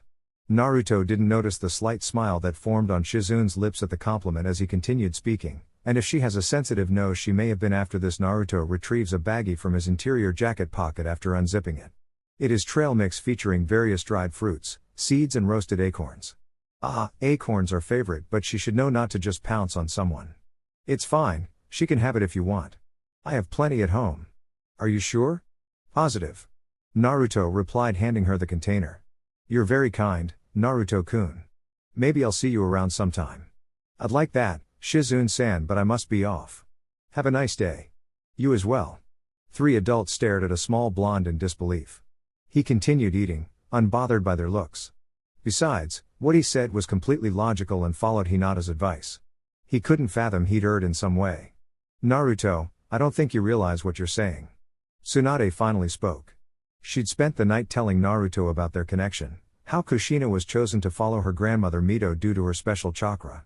While not blood-related, they were close and Tsunade tried to look out for Kushina as best she could, missions and war permitting. When Tsunade finally left the village, Kushina was an established kunoichi and didn't need her anymore. Tsunade went on to say Naruto could call her a bacon if he wanted. She didn't have a wide range of expected responses, but she doubted she could have ever predicted his response. "I'm pretty clear on my meaning. If you'd like me to call you a bacon I can, but I feel my concerns are valid. That I may feel weird when you ask me out? As in date? Hi. That'll never happen, I'm much too old for you." Naruto just shrugged. "Age ain't nothing but a number, throwing down ain't nothing be a thing." Tsunade frowned at Jiraiya. "Jiraiya, this is your fault. I won't let him become a pervert because he's too trusting to ignore your influence. This isn't remotely my doing. The kid is just a natural. I'll have him a super pervert in no time. I will not allow it, Jiraiya. He's going to be respectful, not some deviant. Is that what makes someone a super pervert? Deviance? Yes, and a general lack of respect for women." Shizune added. "Hey, I respect women. Then why do you peek on onsen? Inspiration. For your porn." Tsunade pointed out. "Erotic literature. It lacks character development," Naruto said, and Jiraiya looked as if someone smacked him and the women just laughed. Jiraiya was so used to certain types of criticism of his books that the simplest one that treated it as a literary work and he fumbles. After that the foursome moved on to other topics, happily ignoring the moment of awkwardness that preceded it. "You really asked out Tsunade Senju?" Kakashi questioned in mild disbelief. "I more so stated my intention to ask her out in the future, Hakate-sensei." How did she respond?" "She found the idea inappropriate due to the age difference." "That's certainly a hurdle but not unmanageable. And your clones are with her now studying the medical sciences?" "Hi. I also have 5 with Urodana to learn the basis of our barrier defenses." "And what are the rest doing?" "The other 10 I have are working on my personal projects. Leaving 10 free should I require them for something else." "Good idea. Sensei, when can I stop running up this tree?" Sakura screamed. Kakashi had been guilted into teaching his team basic chakra control by the other Jounin sensei. Luckily for him, Naruto already knew it and provided instruction. As the other 2 attempted, or succeeded in Sakura's case, to climb the trees, Kakashi shot the breeze with chibi, all the while developing and refining his plan. "This will help increase your reserves and your stamina. Keep it up." "But I've been running all morning because of Naruto." Kakashi looked at Naruto and he nodded. "Keep running anyway, it's good for you. Besides, a lot of running required to be a ninja." His keen sense of hearing picked up the quiet curses and insults Sakura levied against him. He had half a mind to inform her that no, that couldn't possibly fit there. "Ugh." Sasuke grunted as he hit the ground. "Can't I just spar with one of you? This isn't going to make me stronger." Actually, Sasuke-kun, better chakra control can make you stronger. And faster and give you more stamina. It helps if you stay calm, Sasuke-san.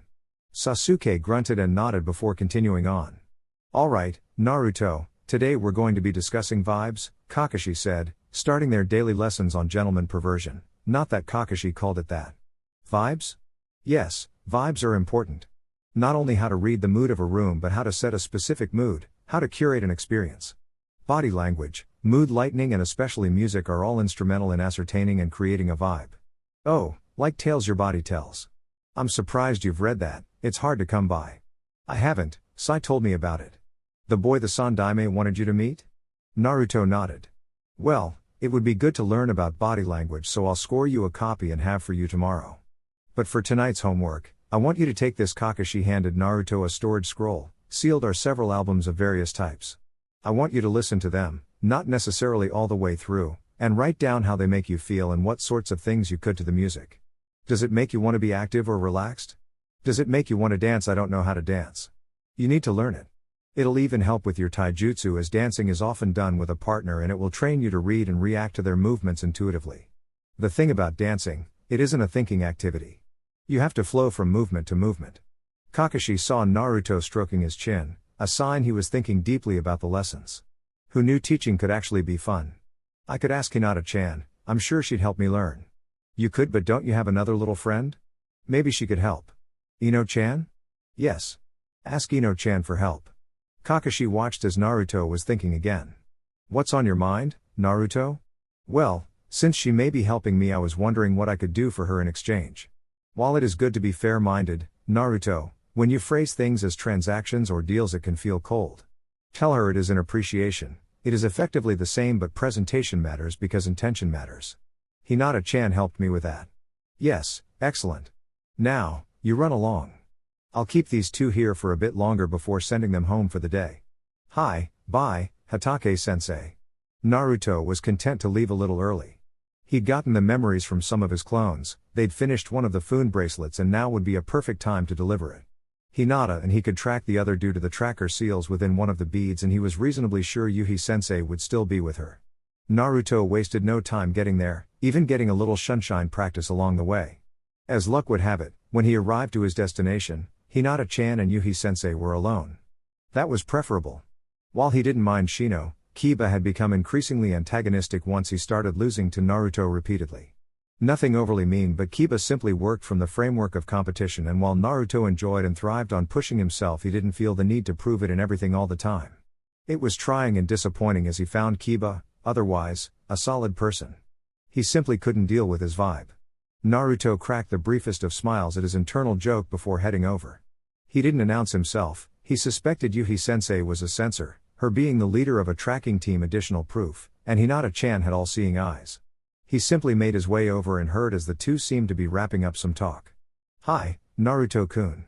Hello, Hinata-chan, Yuhi-sensei. Hello, Uzumaki-kun. What brings you here today? I wanted to give you something, Naruto said before retrieving the bracelet. It was black, but each bead had a phase of the moon itself being red. Naruto handed her the new piece of shinobi jewelry and briefly went over how to use it. I appreciate this, Uzumaki-kun, but why are you giving it to me? I didn't think you planned to make many. Multiple reasons. Oji-san requested I submit the designs to be produced for the village, but I wanted a few people to have the ones I've made personally. You, because you were always kind and patient with me and even offered advice when your mission was just to aid Hinata-chan. I appreciate it, and you, Yuhi-sense. Thank you, he said and supplied a small bow. Kurenai smiled at the blonde. Before she could respond to his explanation, Asuma arrived, cigarette in mouth and a bit of a smirk. Hey, Gaki, I don't have to worry about some new competition, do I? He said, and while the cadence was of a joke, his eyes were showing a similar emotion Naruto had seen from the Jounin before. His Oji-san had introduced him to much of his clan, even Asuma and Kono-chan. For whatever reason, Asuma didn't seem to like him, but it felt more pointed. He had yet to happen on the right word for it, but it was almost always there. Normally, he ignored it. For some reason, it sparked something. He didn't understand what. He'd never felt this before, but he had this sense of what Asuma wasn't saying. The silent, you wouldn't be much competition even if you tried, as if Naruto would be utterly unappealing to Yuhi-sensei. As if it would be laughable to even consider, as if he would be 12 for the rest of his life. That spark started to burn a little hotter, a little brighter. He may only be 12 and shorter than his classmates, but he was a certified seal master. What had Asuma ever mastered?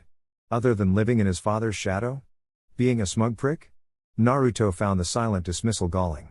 Something inside of him simply couldn't ignore it. Couldn't let it go or move past it.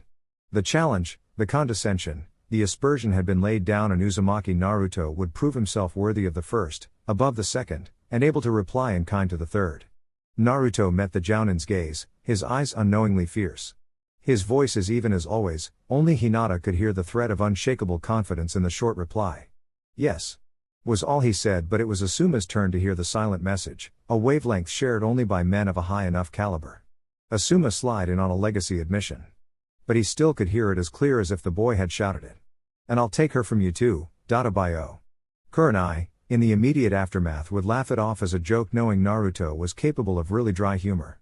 Asuma would only dismiss it as the misplaced arrogance of a young boy. It would take years before either realized how wrong they were. On a busy trafficway, a silver-haired Jounin face deep in a book and a self-proclaimed super pervert hiding just outside an onsen would both be filled with great pride and knew it was due to Naruto.